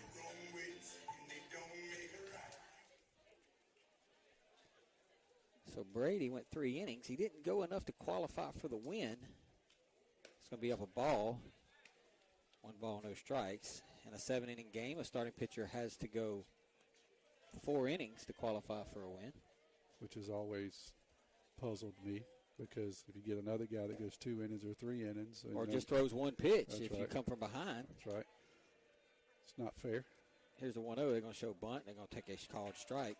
1 ball, 1 strike. I tell you, I think Cooper has been the beneficiary of some Picayune Clinic good calls in this inning. That first strike he threw to start the inning I thought was down. I thought that one was a little bit up. Yeah, I think so too. The batter squared around, and I don't know if he just didn't pull back or the umpire liked it. Swing and a miss. 1 ball and 2 strikes. That one was a no-doubter. Straight up miss. Cooper looked really good in Columbia the other night, Tommy. I know you wasn't there, but looked really good that night, his last outing. Here's the 1-2. Swing and a miss. That ball fell off the table, Tommy. Yeah, that was an outstanding breaking pitch. He starts at belt high, and Watts has to backhand it in the dirt. So that's how far he just fell off the table. That's just filthy. Had to get me some water, Tommy. I'm gonna fall out and dehydrate. Yeah, I know. We're just looking dead into the sun over here. And I know at home, Jerry Grubb sent me a short little video. It is pouring in Picayune, but that is not the case here, folks. It is hot, very little wind, and we are looking dead into the sun over the left fielder's back. It's going to be a ball outside to the 9-hole hitter, Coleman. Timmy had every opportunity to set up anywhere but where we did, looking dead into the sun. We need a welded helmet here. I didn't, I'm directionally challenged. I didn't know that was west. It's a good view, just not at this time of day. Swinging a foul back. This becomes, in my opinion, Tommy, and I know I say it every inning, a critical point, but I believe this is a big hitter right here, because if Cooper can get the 9-hole hitter right here, there's already a man on. You get him, you're through 4 now. You don't have to turn that lineup over with 2 men on base. That's right. And you want to keep this guy off the bases. We talked about it really the last 2 games. He can just go. We've watched him in center field. He could cover some ground. So there's no reason to put him on the bags, because there's really nothing can good happen from the Maroon Tide if he's on base. So Cooper now going to check on Clements over there. Here's the 1-1. Swing and a miss. And they're going to throw behind him, and they're going to nail him. Landon Watts with another picked off at first base. He caught him out there napping, and Landon threw it down, and Brady put the tag on him. And we will go to the 5th. Tide still on top, 4-0. You listen to Maroon Tide Baseball.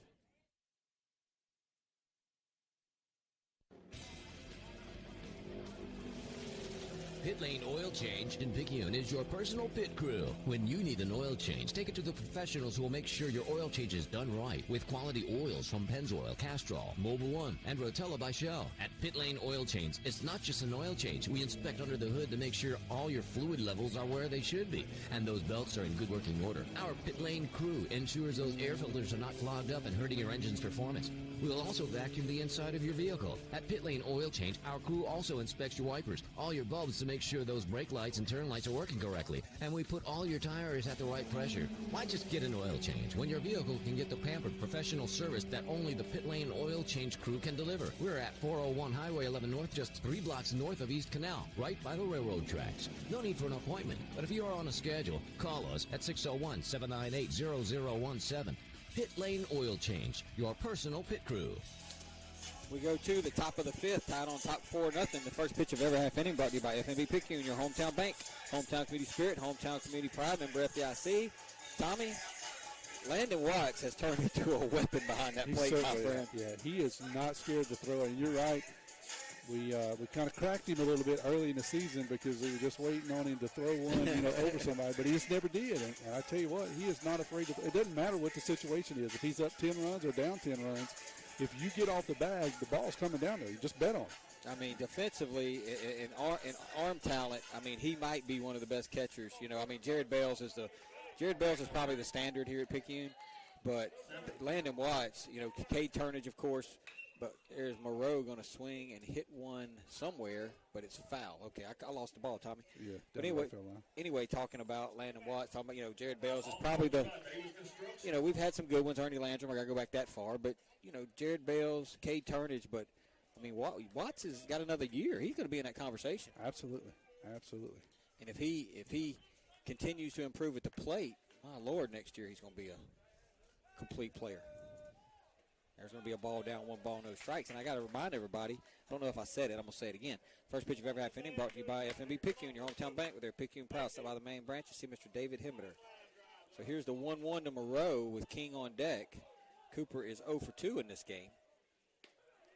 And there's a called strike. 1 ball, 2 strikes. I don't know why he throws anything but that little eephus-looking pitch. He commands it. It's a 50-mile-an-hour heater that comes in there and just kind of locks us up a bit. It takes some getting used to. So here's Holyfield's 1-2 to Moreau. That's going to be outside the ball. 2 balls, 2 strikes. Special thanks to Mr. Shane Carey for being our Diamond Club sponsor of the game. Shane Carey and Into Mud. Off-road. All your off-road needs right there next to Claiborne Hill. Here's 2-2. Cooper lays off 3-2, and then the Hoopo bunch. Yeah, the Hoopo crew, Chris and Tyler Upton, they're sponsoring the video feed tonight. And I apologize a bit if you're watching the video feed. I got my sunglasses on because I can't see, and it's hard for me to see the iPad. So if I'm a little late changing, give me a little grace tonight on the screens. Here's the 3-2 to Moreau. Swinging a ground ball. Second baseman, will he get there? He will make the play, throw it. It won't be in time as Moreau going to have an infield single right there, Tommy. That was a very tough play by Clements, having to go way over towards the right field line, and Moreau beats it out infield single. Yeah, Cooper kind of topped the ball, got it over there between first and second. You're right, second baseman does a good job going to his left, gets it, but then has to make an acrobatic throw to the first baseman. He does, but no chance to get Cooper, and I think you're going to get a pinch runner down there for Coop. It will. It'll be Peyton Wells, and you remember Wells stole a bag back in that first inning and came around to score, showing off those Wells wheels. That's what I'm talking about. Wayne County said this can't be the same pulling guard that played against us in football. Where was that speed at? So here's King now. Kyler 1 for 2, had an RBI single into first. And he crushes that baseball towards center field. Center fielder's going to come up and make the play on the hop. That'll be a single. I tell you, I thought Kyler hit that ball harder than he did, Tommy. I thought it was headed for the wall. He kind of got off the end of the bat, and Mr. Coleman out there, dude, he was there in 4 steps. Yeah, he one-hopped it, and you're right. That was a P-Rod out over the shortstop's head. And you're right, Cooper didn't barrel it up. I think if he barrels that up, that's probably a home run or coming off the wall. But he got it kind of off the end of the bat. Still strong enough to make it into a line drive, but you're not going to sneak anything by the center fielder. No, I mean, I think it's anybody else. Wells may end up at third base, but Coleman was there. He was there quick. Yeah. So here's Brady now. He hit the home run his last at bat. He is 2 for 2 in the game. He's going to show bunt, and he's going to get down a beauty. Pitcher's going to cover, throw to first, and he's going to be safe. So Brady's going to have an infield single on a bunt attempt, Tommy. He put down a beautiful bunt off the third base side. I think he fooled everybody. The guy puts one, deposits it over the right field wall last time, and then this time steps up, lays one down. He probably didn't get it exactly where he wanted it. He probably wanted it more to the third base side. The pitcher was able to get in there, but Brady shows off a little wheels too. Well, you know what? And I got to look. Brady texted me the other night. I got to be honest. Brady texted me the other night, and he said that I was cracking on him a little bit the other night about him being at second base and not having the wheels. And right. He texted me the other night. He said, "Mr. Timmy, I've been working hard on my speed." He said, he said, "I'm not mad at you, but I want to let you know I got some wheels." He showed them right there. He beat that out. He did. He did. Just flat out beat it out. So I have to eat my words. Hey, but those are words that we'll be glad to eat. Watts is going to swing and hit one. Base hit. That's going to get by the third baseman. 1 run's going to score. Here comes King, and he's going to score. That'll be a 2 RBI single by Watts. And Picayune now leads at 6-0.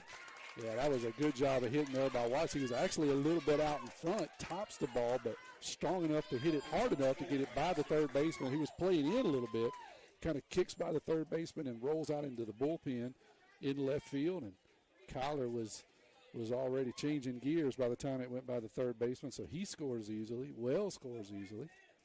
And we got a ball game going here. Still nobody out on my scoreboard. Is that what you got? Nobody out? Nobody out. 6-0 Picayune. Braxton Carter now is going to step in and pinch hit for Busby. So Carter's going to get a chance. He's been playing. He started the game at first base, Tommy, and then he moved over to third when Brady came in to pitch.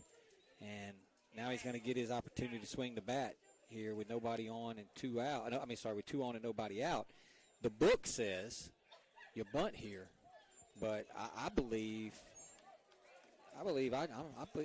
you know what? I think I'm gonna bunt. I'm gonna get as many runs as I can. I think I'm gonna bunt right here. See what happens here. I think I'm bunting right here. All right. See if you locked in with Coach E tonight. It's gonna be down a ball. Did not show bunt. The only reason I say bunt here, you're just trying to tack on as many as you can. Right. Put the pressure on. Make them. They've shown they've prone to make errors. So give them some opportunities to make some more. Here's the 1-0 to Carter. Swing and a miss. My thing is, and then if you can bunt and get runners at second and third, and maybe just tack on one more. That's right. But that's one more that they're going to have to get. Yeah, we love those crooked numbers. Already put up 2 here in this inning. Nobody out. No reason to stop now. Here's the 1-1 upcoming from Holyfield to Carter. Carter's going to foul one off down the left side. I don't think he's related to that bunch of Holyfields from Nicholson.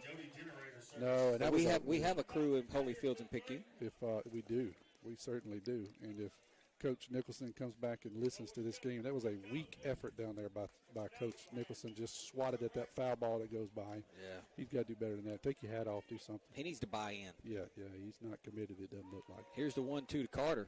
That's going to stay upstairs a ball. 2 balls, 2 strikes.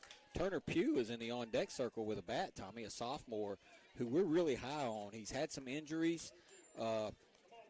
Didn't get to play even much in the JV early in the season, but he's come back now, and Coach Nicholson's high on him, Coach Gatt's high on him, and I'm high on him. That'd be a big opportunity for him. Hopefully he's got runner on second, third.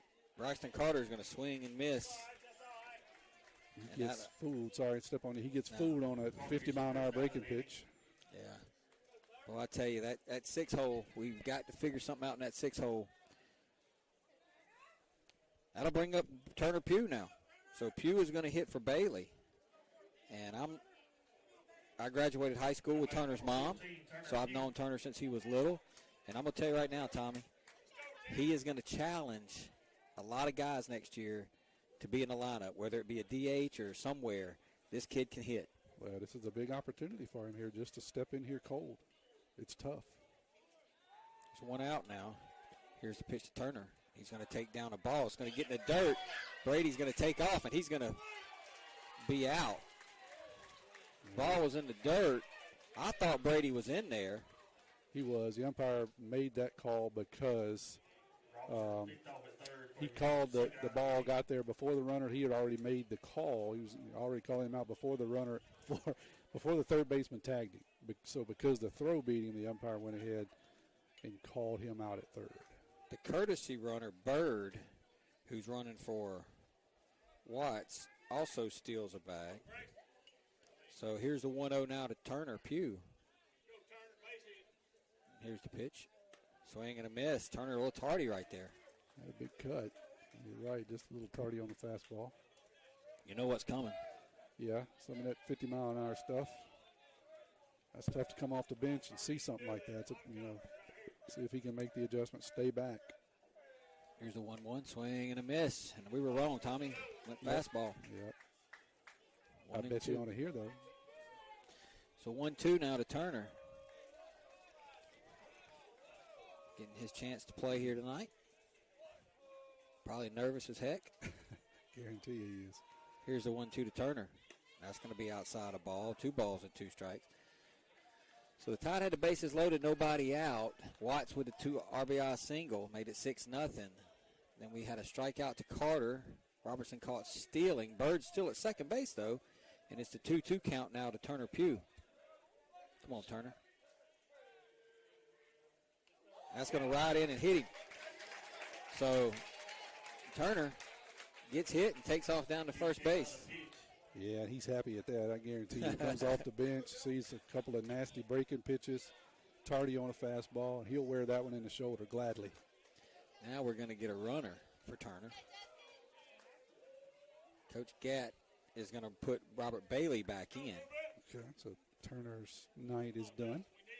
So Bailey's going to go back in and run for Turner. Bird is now at second base, and there's 2 down, and that'll bring up J Stock. That's what it says on his license plate, J Stock. Got it. Like for him to stock one out in right center field somewhere. And he's going to pop it up, and the second baseman's going to camp under it and make the play, and that will do it for Picayune. But they do pick up a couple of runs. We will head to the bottom of the 5th inning. Tide on top, 6-0. You're listening to Maroon Tide Baseball.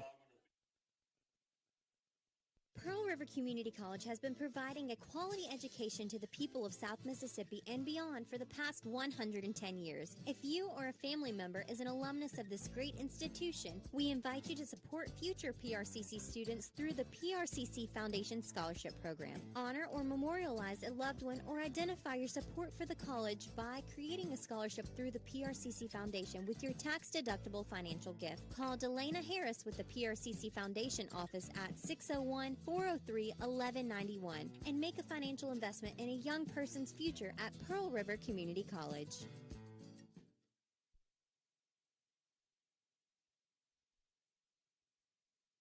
Our area is a great place to live with a quality of life that many would envy. People are friendly. It's a great place to raise a family. At FNB Picayune, we serve the credit needs of this area. The money to make the loans comes from your investments with us. In turn, we reinvest your money in the local economy to send kids to college, finance new businesses to create new jobs, build new homes, and much, much more. At FNB Picayune, your money is used to support our local needs. FNB Picayune, your hometown bank, member FDIC. We head to the bottom of inning number 5, tied on top 6-0 in the first pitch of every half inning, brought to you by FNB Picayune, your hometown bank, the place for all your banking needs. Susan Wilson and her staff are ready to service you at their North Picayune branch on Cooper Road. So speaking of Cooper Road, Cooper Moreau is on the mound for his second inning of work for Picayune here, and we'll be back to the 9-hole hitter. He was at the plate when Landon Watts picked off the runner at first base to end the fourth. Wondering how I thought he was just at the plate. Cooper's going to throw it in there, called strike. No balls, 1 strike. I had 2 faults sitting here with my hand up, Timmy, blocking the sun. I know, man. One of them is somebody should invent some kind of apparatus that sits on your head with a bill. Swing and a miss. I'm glad that wasn't strike 3 because that got away from Landon. Landon didn't know where it was. Yeah, but somebody should invent some kind of apparatus that sits up on your head with a bill on it that will block the sun. I think you can make some money off something like that. I bet you they do have something like that. I just don't happen to have one with me. If them trees were just taller. They'd have to probably be redwoods. It's a ball up, 1 ball, 2 strikes. Yeah, unfortunately with no lights here, when it gets down behind the trees, we're going to be towards the end of the game. There's a called strike 3 as Cooper. Wow. Cooper's got that breaking ball working, Tommy. He dropped that one in there. That's just filthy. He got him to swing at one of them earlier, and then that one there, he just vapor locked him. And that's how you do it. Run a fastball in there and then just drop one of them breaking pitches completely off the table. That's the first out of the inning, and we're back up to the top with Mills. Mills 0 for 2.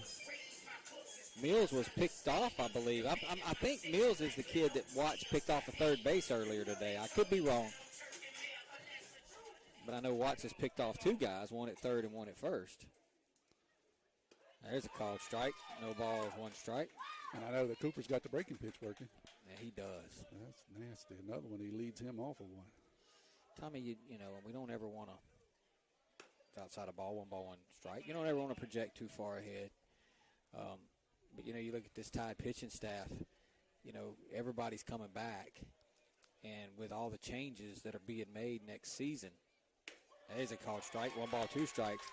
Go into a 16 district, which means you've got to play 5 other teams in your district, a 3-game series, Tuesday, Friday, Saturday. Picayune ought to have a huge advantage in some of those pitching matchups. It's going to be down a ball. You figure, you know, you figure it's either going to be Tanner or Brady on Tuesday night, whichever one of them it ain't on Tuesday night, will go Friday. Cooper's going to go on Saturday. Kyler's going to be in the mix there, you know, cleaning it up. And then, you know, Colt Robertson's going to be a year older. That's absolutely right. Swinging a ground ball. It's going to be a tough play for Kyler. He's going to field it, drop it, throw it, and it won't be in time. Just a tough play. Mills runs too good. I'm going to go with a single on that. Yeah. That's a tough play. He hit it fairly hard, but he got it in the gap, in the hole over there. Kyler goes to his right, makes the play, but kind of kicks it a bit, doesn't get a clean handoff, and really no chance once he didn't come up cleanly. That'll bring up Ross Davis now. He'll hit with nobody, with 1 out and 1 on. The key here, Tommy, is, you know, just don't let them get consecutive guys on base. You know, right. They got a man on. Okay, let's get an out. You know, because right about now it's just about, you know, I don't want to start counting them yet, but you know, it's about counting outs now. That's exactly right. Yep. You've got a big enough lead where you don't mind giving up 90 feet, if you can get the out. Cooper's going to throw over. So I got to shout out to my boy Brady. Brady, I know you're going to be listening. Like I said, he texted me the other night. So, Brady, I know you're going to be listening. Dude has a bunt single and a bomb in this game. I mean, that's pretty hard to do, honestly. It is. There's a called strike. 1 ball, 1 strike. But he did. He said, Mr. Timmy, I've been working hard on my base running, man. I've been working hard on my speed and agility. You know, and he told me, he said, I'm faster than you think I am. He proved it. He just don't get the opportunity to do it a whole lot. He kind of stretched out there a little bit. And there's we jinx Landon because he just threw one in the dirt, and that's going to allow Mills to get down to second base. I think the pitch was a ball. It was. We had talked about how Landon hadn't thrown one away. I knew better to say that. Yeah, that one, he just short hop Brady, no chance. Good news is it's fairly inconsequential at this point of the game. You got a 6-0 lead. It really don't mean anything. Let's just get outs at the plate. The base runners, I mean, you hate to give up any runs, but it really doesn't mean anything. Just focus on the batter. 2 balls, 1 strike to Davis. That's a ball down. 3 balls, 1 strike. Last couple of batters have managed to lay off of that big breaking ball Cooper's throwing. Yeah, and he's not really throwing it for a strike. He's throwing it to get him to chase it. So if they're not going to chase it, he might have to change the placement here just a bit. Here's the 3-1. That's going to be up a ball. So he got the first man of the inning. Then he gives up an infield single and a walk. Courtesy run, is that for the catcher? Yeah. Yeah, courtesy runner in. That'll be number 18. Davis, number 18, Jacob Bowles. But still, really, it means nothing. Just focus on the batter here. Yeah, it's all about getting outs right now. That's right. It's a big kid. You don't want to give him something to deposit out there and give them new life. So. See, if I'm Brady, I'm playing behind that runner. I know we like to play, and I'm not, and even when Morgan's there, they always play in front of the runner. But I'm all about playing behind the runner. Let's play no doubles, get behind the runner, knock the ball down, win a foot race to the bag. Let's just get the out. But we play in front of the runner. And you got to be quick if you're going to do that. Yeah. You got to be on your guard because you're right. If he sneaks one past you, it's a double, maybe a triple in this ballpark. So here's Green now. He's going to take upstairs a ball. 1 ball, no strikes. Now Cooper kind of cruised through that last inning after giving off that leadoff single. He's got you 4 outs. At what point do you say, okay, we may have to go to Kyler to close this thing out? Everything's up. See if he can make an adjustment. And there is a rocket out into left field, but Justin Stockstill's going to get under it. Well, the way the crowd started cheering, I thought he got it a little better than what he did, but I think he got it off the end of the bat, Tommy. Yeah, he had a good swing at it. It was a fastball up, and he barreled it up. Just didn't quite have enough to get it out. Stockstill goes back to the warning track, hauls it in. Good thing is Mills stays at second. He does not try to tag. And we've talked about it before, Tommy, but Stockstill is just so calm out there. Yeah, I mean, he never look panicked. He makes every play. Yeah, he just kind of glides over there and gets in position. Sometimes kids look panicked out there, and he never does. Cooper bluffed him back. Mills at second base bluffed him back. There's 2 down now. This is the pitcher here, right? Yes, this is the pitcher, Holyfield. I'm going to give the trivia question in the 6th because I forgot to give it in the 5th. With no scoreboard, you kind of forget. Yeah, you forget about it. There's a ball up, 1 ball, no strikes. When we're anywhere else, I can see the scoreboard. I see, 5th inning, time for trivia. But we have no scoreboard. So, and it hadn't really been that way, but it felt like this is kind of a fast-moving game. Kind of been quick-paced. Here's the 1-0 from Moreau to Holyfield. Swing and a ground ball. Good play by Kyler to keep it on the infield. That'll be a single by Holyfield. Just hit that in the 6th hole. Kyler saved the tie to run right there. Yeah, he makes a diving stop. He was kind of easing over to second, keeping Mills close, and he has to go into the hole, dives, and knocks it down. You're right, because no way Stockstill could get in and make that throw on the speedy Mills. So good job there of keeping it in the infield. So that'll bring up Braden Reason for the 2nd time in this ball game, Tommy. Wayne County's loaded the bases. Yeah, we were able to get him out of it. There was a pickoff by Watson and a strikeout earlier. Let's see if we can repeat. We only need one of those events to happen here with 2 outs. Here's Moreau's pitch. It's going to be upstairs a ball, 1 ball, no strikes. So kind of unlucky right here for Cooper. Infield single, walk, infield single. Strikeout and a fly ball mixed in there. And that ball is popped up foul and out of play.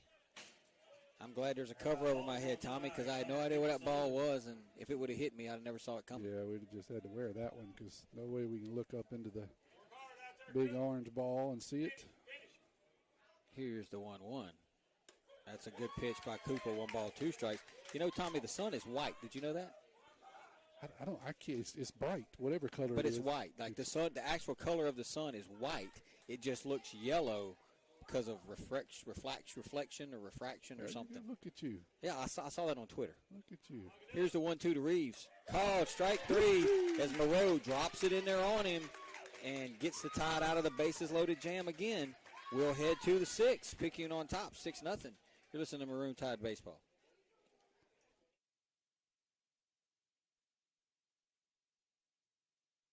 Fight back against Parkinson's with Dodd Therapy Center. Dr. Jameson Dodd is certified in LSVT BIG, a specialized treatment program for Parkinson's disease and other neurological disorders. Improvements from LSVT BIG include faster walking with bigger steps, improved balance, and reduced risk for falling. If you or a loved one suffers from Parkinson's or other neurological disorders, it is time to fight back with Dodd Therapy Center. Give Dodd Therapy Center a call today at 769-242-2636 or visit Dodd Therapy Center at 405 Memorial Boulevard in Picayune. Trivia time, 601-273-0649, 601-273-0649, 601-273-0649. Text your name and your answer. There are only 3 pitchers in Major League history who have had 10-plus strikeouts and no walks in their Major League debut. Only 3 pitchers in Major League history have had 10-plus strikeouts and no walks in their Major League debut. Who are they? 601-273-0649, 601-273-0649. Only 3 pitchers in MLB history have had 10 strikeouts and no walks in their major, at least 10 strikeouts, 10-plus strikeouts, and no walks in their Major League debut.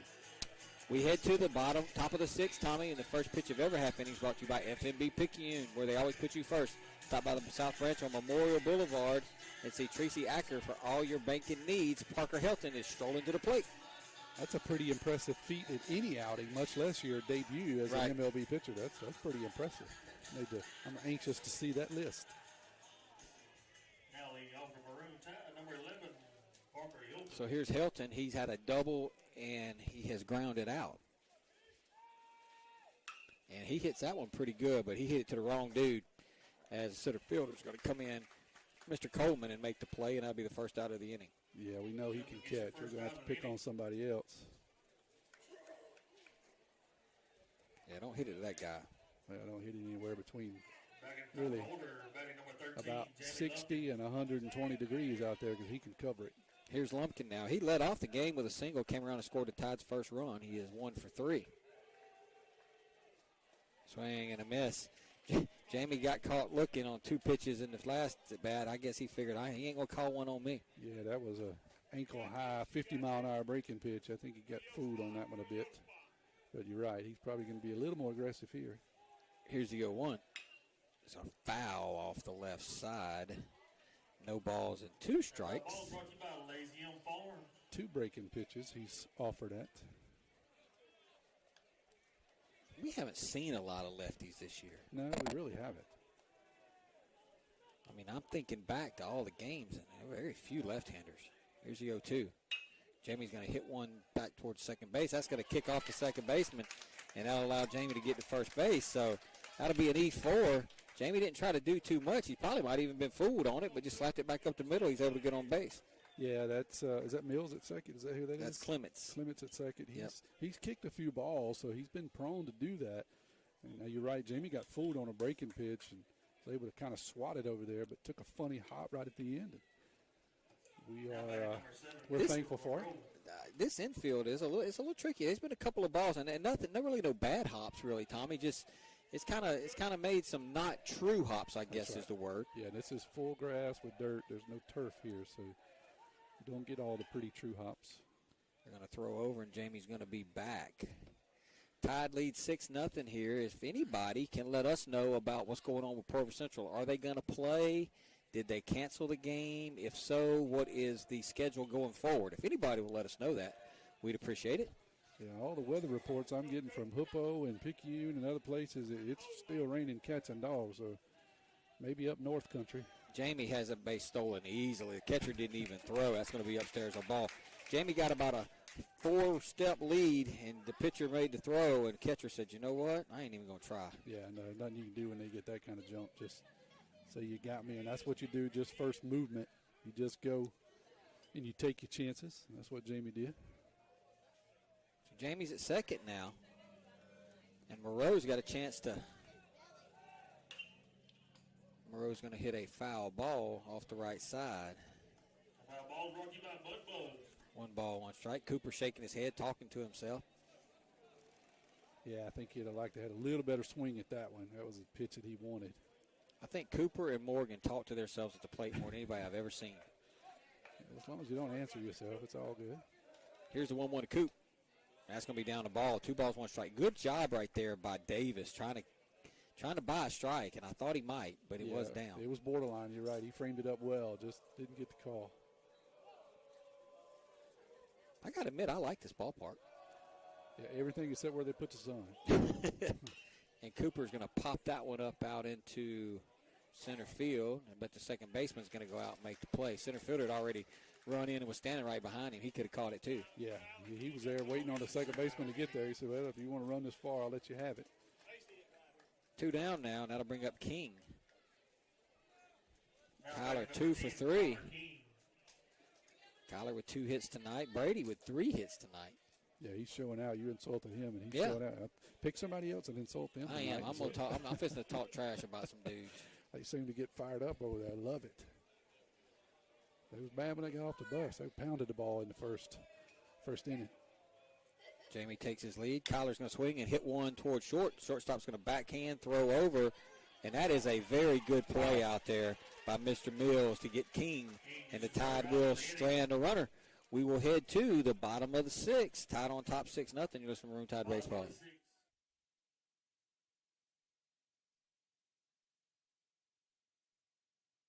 Hey neighbors, check out this one-owner 2020 Tiffin Wayfarer 25 RW Class C diesel motorhome that Paw Paw's campers in Picayune just got in. This motorhome has a rear full bath, bunks over the cab, a large slide out, and only 8,900 miles. Was $144,988, reduced to only $134,887. Check out multiple pictures of this unit at RVBestPrice.com. That's RVBestPrice.com. That's a good RV, Paw. Dr. Hermaine Amante, Chair of Surgery and Trauma Medical Director, Highland Community Hospital. Over the last 10 years, the Highland Surgery Department have grown exponentially.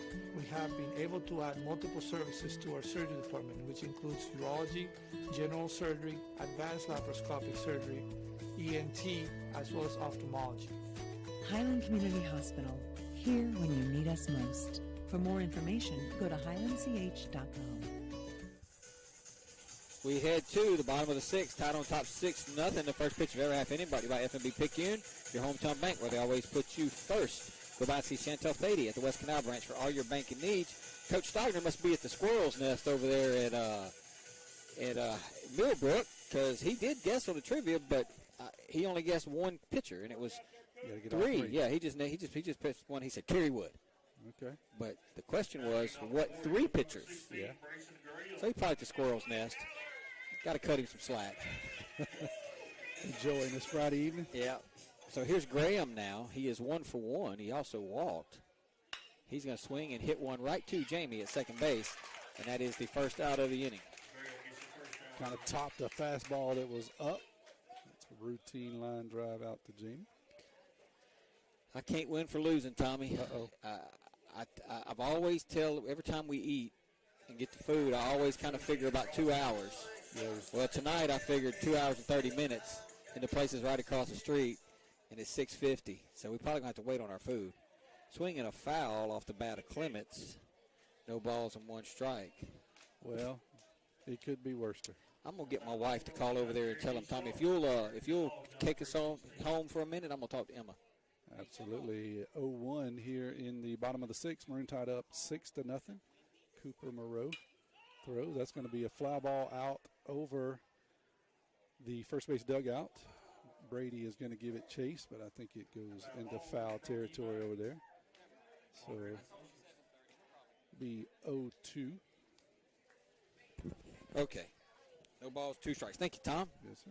I want to thank Shane Carey and Into Mud Off-Road for being our Diamond Club sponsor of the game. Shane fed our kids today. We appreciate it. And Shane's place for everything off-road is right there at next to Claiborne Hill in that shopping center. Here's the 0-2 to Clements.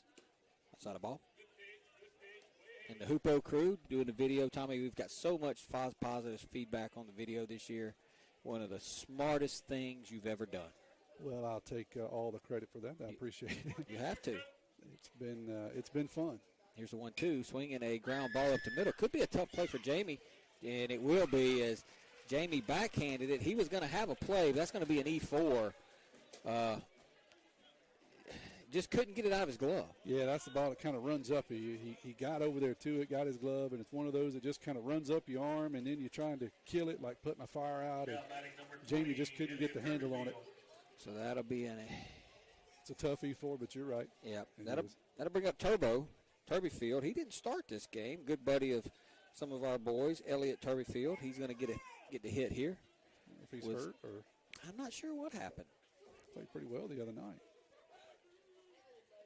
And that ball's going to get away from Landon, and that's going to allow Clements to get to second base. Be a wild pitch, and Coach Nicholson's going to ask for time, and I believe it's a good idea. You know, you just had an E4, you got 1 out. You know, you're still in the 6th inning, you got a 6-run lead, but now you just had a wild pitch, and you know we've seen it, Tommy. These things snowball quickly, and before you know it, they've put a 3 or 4 spot up there. That's right. Yeah, they can get out of hand quickly. So a little bit of while Coach Eben is talking to the whole infield, gives you a chance to maybe look and see if you had any answers on the trivia or anybody taking guesses. We actually have a winner already. We have a winner. Well, it was fairly Googleable. Yeah. And the problem is I keep forgetting. Like when I think about, I say I got to come up with a trivia question, and I'm like, oh, I got 3 days, and then the next thing I know, we're in the 3rd inning, and I'm like, oh, I got to find a trivia question. You got one. You know, and so that'd be a good assignment for Miss Emma. You need to assign that to her and say, I need a list that you need to vet for me. You know what I'm gonna do? I'm gonna get Kerry to start doing it because he always has good trivia questions. Got some of those things that they can't get for 3 days. Yeah, I know. So Turbyfield's back up in there now. The powwow is over. Moreau's only thrown 38 pitches. It's 1 ball, no strikes. Clements leads off a second. Here's Moreau's pitch, swinging a foul back. 1 ball, 1 strike. Tommy, I saw that Biloxi and D'Iberville both got eliminated from the playoffs last night, man. I'm going to tell you right now, 6A baseball ain't no joke. You go up there and you start playing the Northwest Rankins and the and the Pedals of the world. Them dudes they got some dudes. Yeah, no doubt about it. That's impressive. Both of those teams can play ball. Here's the 1-1. And there's going to be a base hit. Good play by Kyler again to keep it on the infield, but now he looks like he might be shaking up a little bit, Tommy. Yeah, he had to stretch out there, and he did what he did earlier, dove to his right, backhands the ball to keep it on the infield and to keep a run down because both of those would have scored a run. But I think you're right, just the way he landed a little bit awkwardly. He gets up, kind of stretching and moaning, and hopefully he's okay. Yeah. Looks to be catching his breath. Last thing we want to do is get him hurt on a weird play like that. Right. Umpire's talking to him. He seems to be okay. But Turbyfield with a single, that's going to put runners at the corners, and now we're back to the 9-hole with Mr. Coleman again. And he's going to chop one to third base. Braxton Carter is going to field it and throw him out, and we'll take that. That's a good play by Carter right there, Tommy. You just want to make sure you get the out. That's exactly right. Yeah, you really don't care about that run. We'll trade outs for runs at this part. 2 outs, 1 score. So that makes it 6-1 as 6-1 Maroon Tide. Coleman drives in the run. So now it's runner at second, but there's 2 down now, and the tie lead at 6-1. So Mills is going to bat. 2 down. Moreau's been in there for 2 2/3. That's the worst walkout song I ever heard. Yeah, that's awful.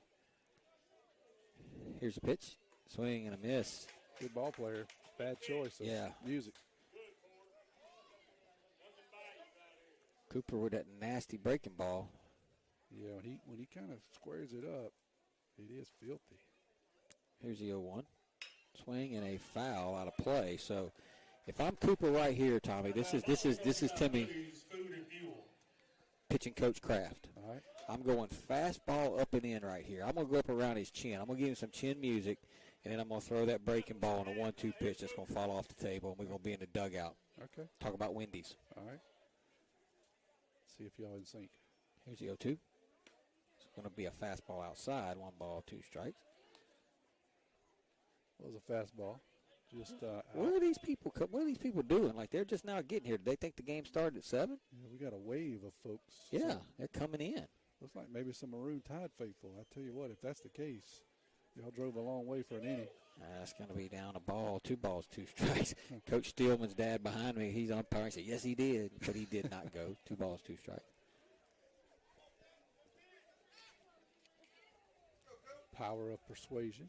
6-1 Tide. There's 2 outs here in the 6th. Moreau trying to get out of it.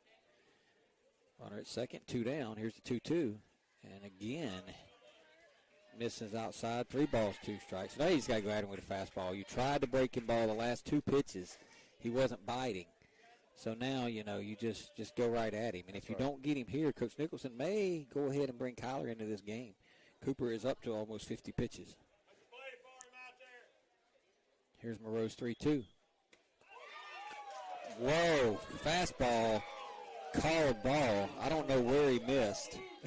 I don't know where that missed. Well, that umpire made a mistake there. He gave an explanation to Coach Evan. Evan asked him where it was, and he kind of held his finger like just a pinch high, I'm guessing. I don't know, but so here's Davis now, so we're still not out of it. Tommy, it's 6-1.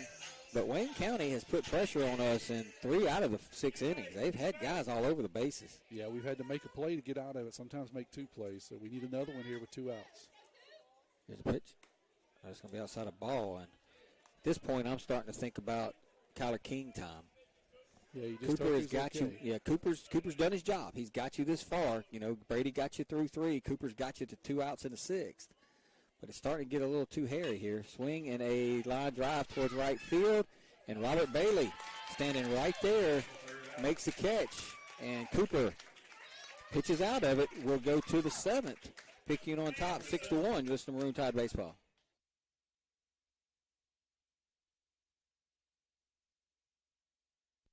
Get back in the game with Dodd Therapy Center. Jamison Dodd, a former college athlete, has the specialties, understanding, and experience to get your athlete back in the game, including indoor turf, Hyvamat, blood flow restriction, trigger point dry needling, and much more. Dr. Dodd and Dodd Therapy Center also specialize in treating Parkinson's disease and other neurological disorders. Give Dodd Therapy Center a call at 769-242-2636 or visit us at 405 Memorial Boulevard in Picayune and get back in the game. We're going to head to the top of the 7th. Picayune on top, 6-1. Tommy, I want to revisit our trivia question.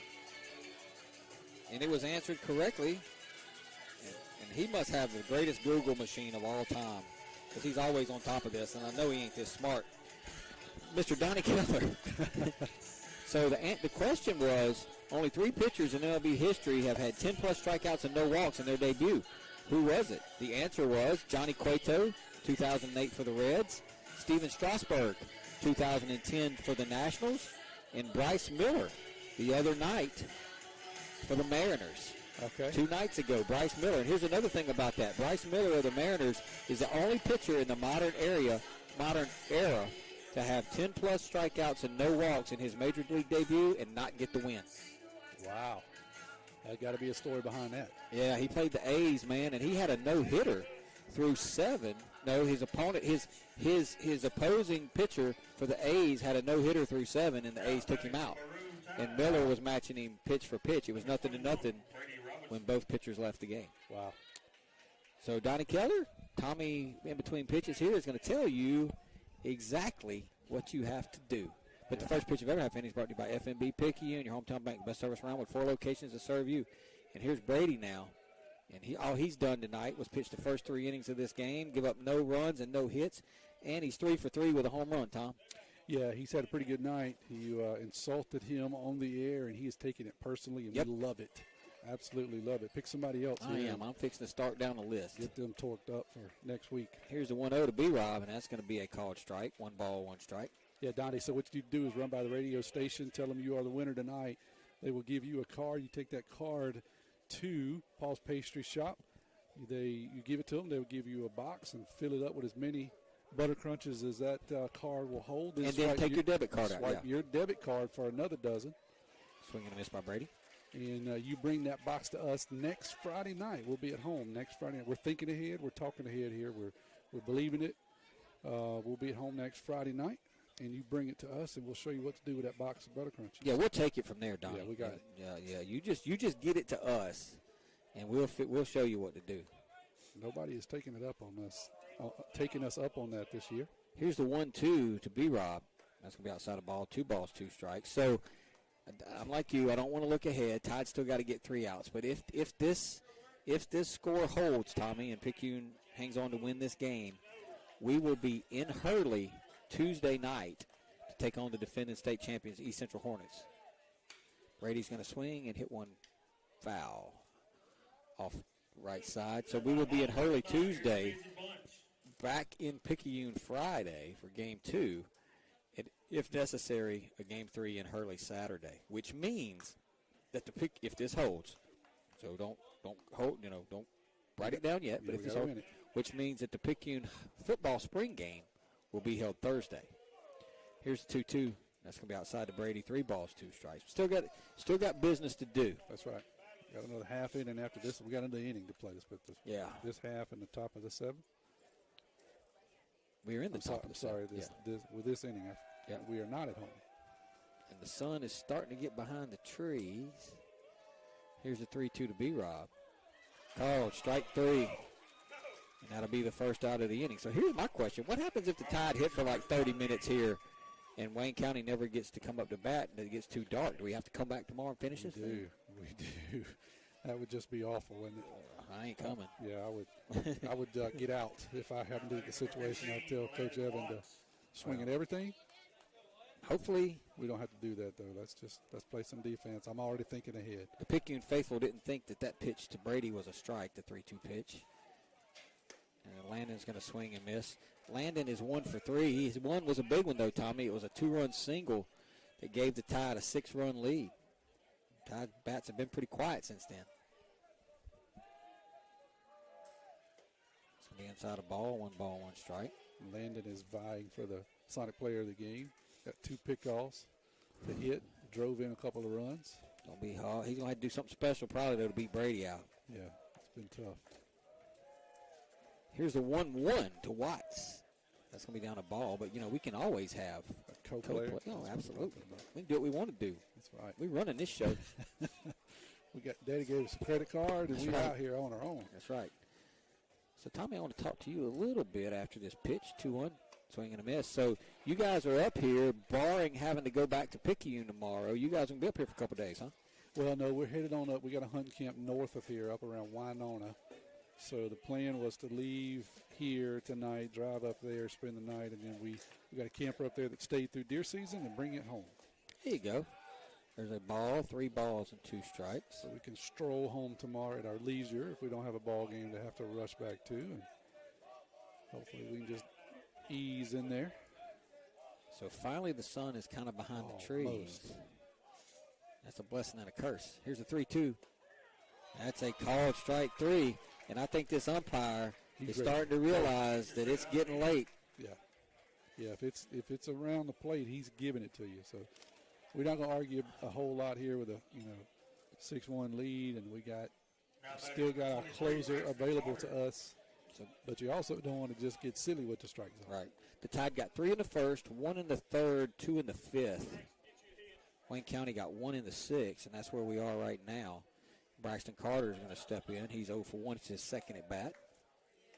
He's going to take upstairs a ball, 1 ball, no strikes. Interesting to see if Coach Nicholson goes with Kyler here to close this thing out, or if he runs Cooper back out there. Brady went 3, Cooper went 3. What is he going to do?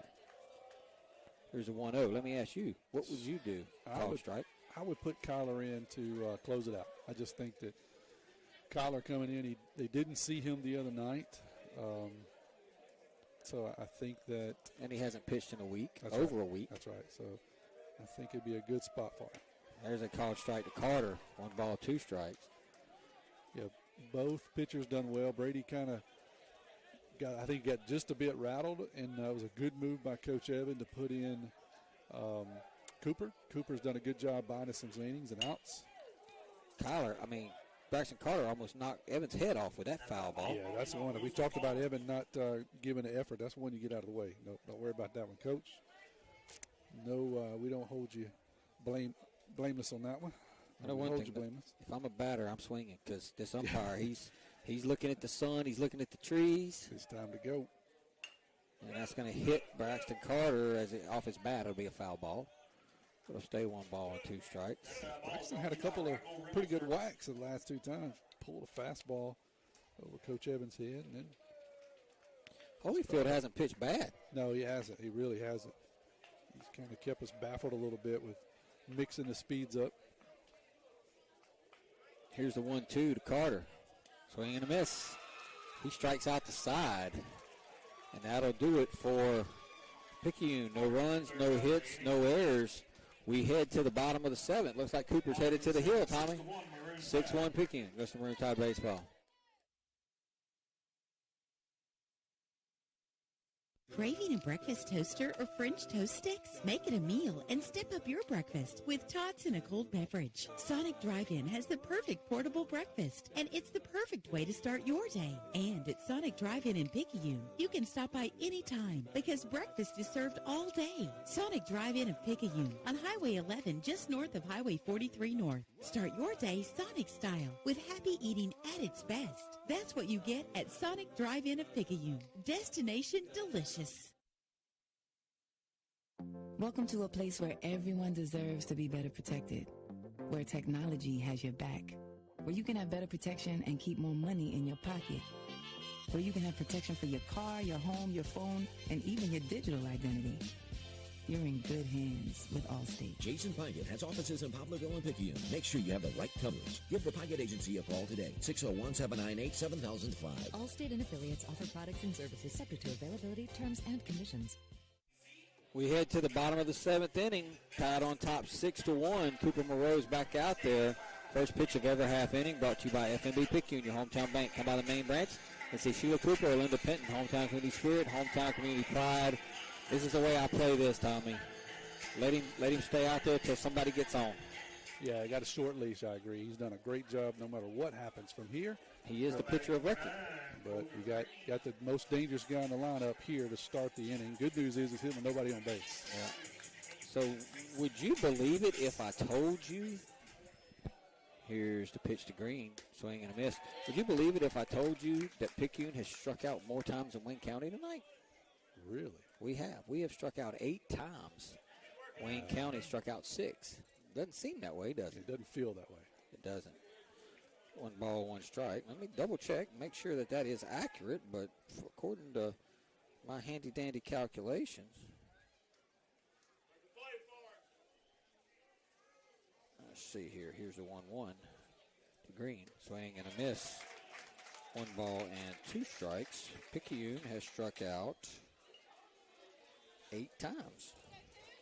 Wayne County has struck out 7 times. Hopefully 7 right here. Nope, there's going to be a base hit into left field 6 times. So that'll be a single to left on a line drive into left field. And they got the leadoff man on here in the 7th. And I think now is when I go get Coop. I think right now. I don't even allow him to get 2 men on. I don't allow him to have any momentum. I'm going to get Kyler right now. Coach Evan looks like he's going to stick with him here with the left-hander at the plate. So Moreau will face Holyfield here. Holyfield's 1 for 1. Been on a couple of times via walk. He's going to take upstairs a ball. 1 ball, 1 strike. 1 ball, no strikes. You know, you got to give Holyfield credit. He has kept the Tide at bay. This game could have got away from Wayne County, but he kept them in the game. Picayune's really been on. His bats have gone quiet the last few innings. And that's going to be a little pop-up. Can Braxton Carter get there? He can. Boy, I thought that ball was headed towards the top of the building, Tommy, but Braxton Carter looked like an old tight end right there running a hitch route. Yeah, he did. He kind of started at the third base coach, you're right. He made a quick right turn, goes out there, reaches over his head, pulls it in for the first out of the inning. So we're going to have a pitch hitter. It'll be Colin Edwards, number 6. He'll hit with 1 on and 1 out. And that's a big out. I mean, I know it's a 5-run lead, but that's a big out. Yeah, it sets up the double play. It sets up a lot of different things here. Baseball is not like football and basketball. Like when you score, the other team gets the ball. It doesn't work that way. That's right. When they score, they get to keep trying to score. Exactly right. So you need to kill that momentum. You know, what I really liked was that a couple of innings ago, Coach Nicholson, when it looked like it might get a little out of hand, we had an error and a wall pass ball.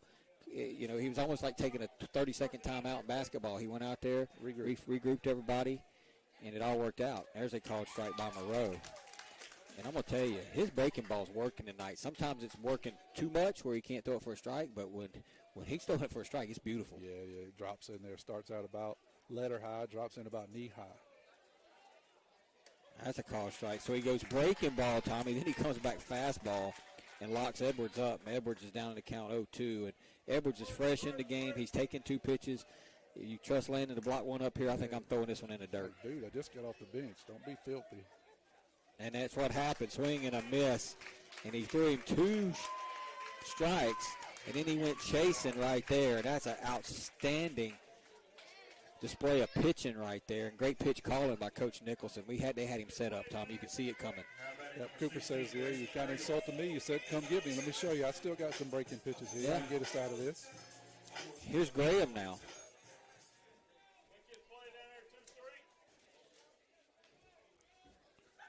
Graham swings and hits a fly ball to right field, and Robert Bailey is going to camp under it and make the play.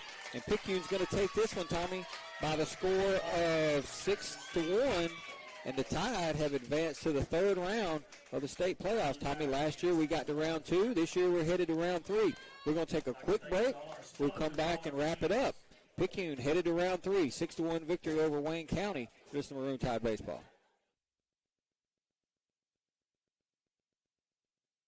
When you wake up with an aching back or sore neck, Dr. Debbie Moore with Moore Chiropractic Clinic suggests you consider making simple changes in your sleeping position to alleviate unnecessary strain on your body.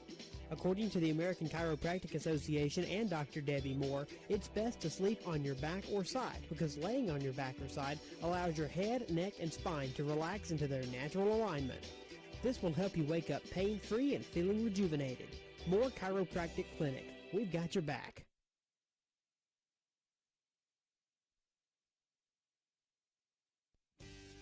First Place Express Car Wash in Picayune would like to say a huge thank you to their loyal customers.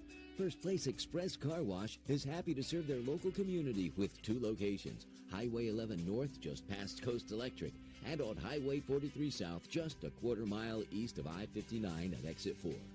First Place Express Car Wash is locally owned and operated. You know they'll treat you right. Choose from any one of their car washes. Sign up for their monthly wash club starting as low as $20.99. Why do it yourself when you can let First Place Express Car Wash do it for you? Tide win this one by the score of 6-1. They win the series 2-0, move on to the 3rd round, Tommy. And, you know, they're carrying Morgan. They're carrying him out to the huddle out there so he don't have to crutch his way out there. Cooper Morrell and Mikey Morrell carrying him out there. But Tommy, very good series for Picayune, especially on the mound. Only gave up 2 runs in the 2 games. Yeah, kind of spurty on offense. You know, they jumped out to a lead the other night, and then kind of went flat a little bit on offense. The pitching and defense carried us through. Kind of the same thing tonight, Timmy. They got off the bus in a bad mood and pounded the baseball in the first inning, really barreled some balls up, jumped out to a 3-0 lead. They picked up another one in the 3rd off a home run of Brady, and then 2 more in the 5th. So they had, you know, some pretty good numbers, but I'd say they got fooled more than they they got on the left-hander as he came in and kind of settled them down a little bit and bought some innings for Wayne County, kept them around, and you just felt like Wayne County was never out of it. But man, just really some great performances tonight. This is a hard one to pick a Sonic player of the game. You know, Kyler King goes 2 for 4 quietly, drives in, scores 2 runs, drives in a run. Landon Watts goes 1 for 4, drives in 2 runs, picks off 2 players. Parker Helton had a big double early in the game. Jamie Lumpkin had a single, scored a run. And Cooper had a hit early in the game, and then really pitched a great game. Cooper 4 innings. Yeah, 4 innings. Comes in, gives up 5 hits, only 1 run, strikes out 4, walks 2. Brady starts the game, goes 3 innings, strikes out 3, gives up 5 base on balls, and he was just they couldn't hit him. Yeah, he was kind of up and down, but I tell you what, when he got it around the plate, he was outstanding. So I got to give Brady the player of the game. It's just hard after that pitching performance, and then anybody that can bunt a single and then hit a home run in the same game, that's impressive. And call me out in the process. Yeah, that's right. Yeah, no, you and tell you he's going to do it before the game, right? Absolutely. Just watch me. So I love it. I love the aggressiveness, and I hope that you insult somebody else. I'm gonna pick somebody. I'm gonna talk to Coach Evan, and I'm gonna pick on a couple of guys. Right, that's what I'm talking about. Well, Tommy, you know, and I don't want to spend all night out here, but you know, we've seen this team keep growing up. You know, 2 years ago it was miserable. Won 5 games. You know, playing a lot of young guys. Last year we get through the first round. This year, though, you know, to get and Wayne County's not the best baseball team we've played all year, so I don't want to sit here and act like we beat the 27 Yankees, but you know we did win the district. It turned out to be a pretty good district this year. Teams are battling in the playoffs. Still, Provo Central still in. Long Beach went 3 games in their district, so in their series. You know, but to win 6 games and then to get to the 3rd round with Kraft with a torn ACL and hasn't played in the last 11 games. Lumpkin missed a good bit of the season.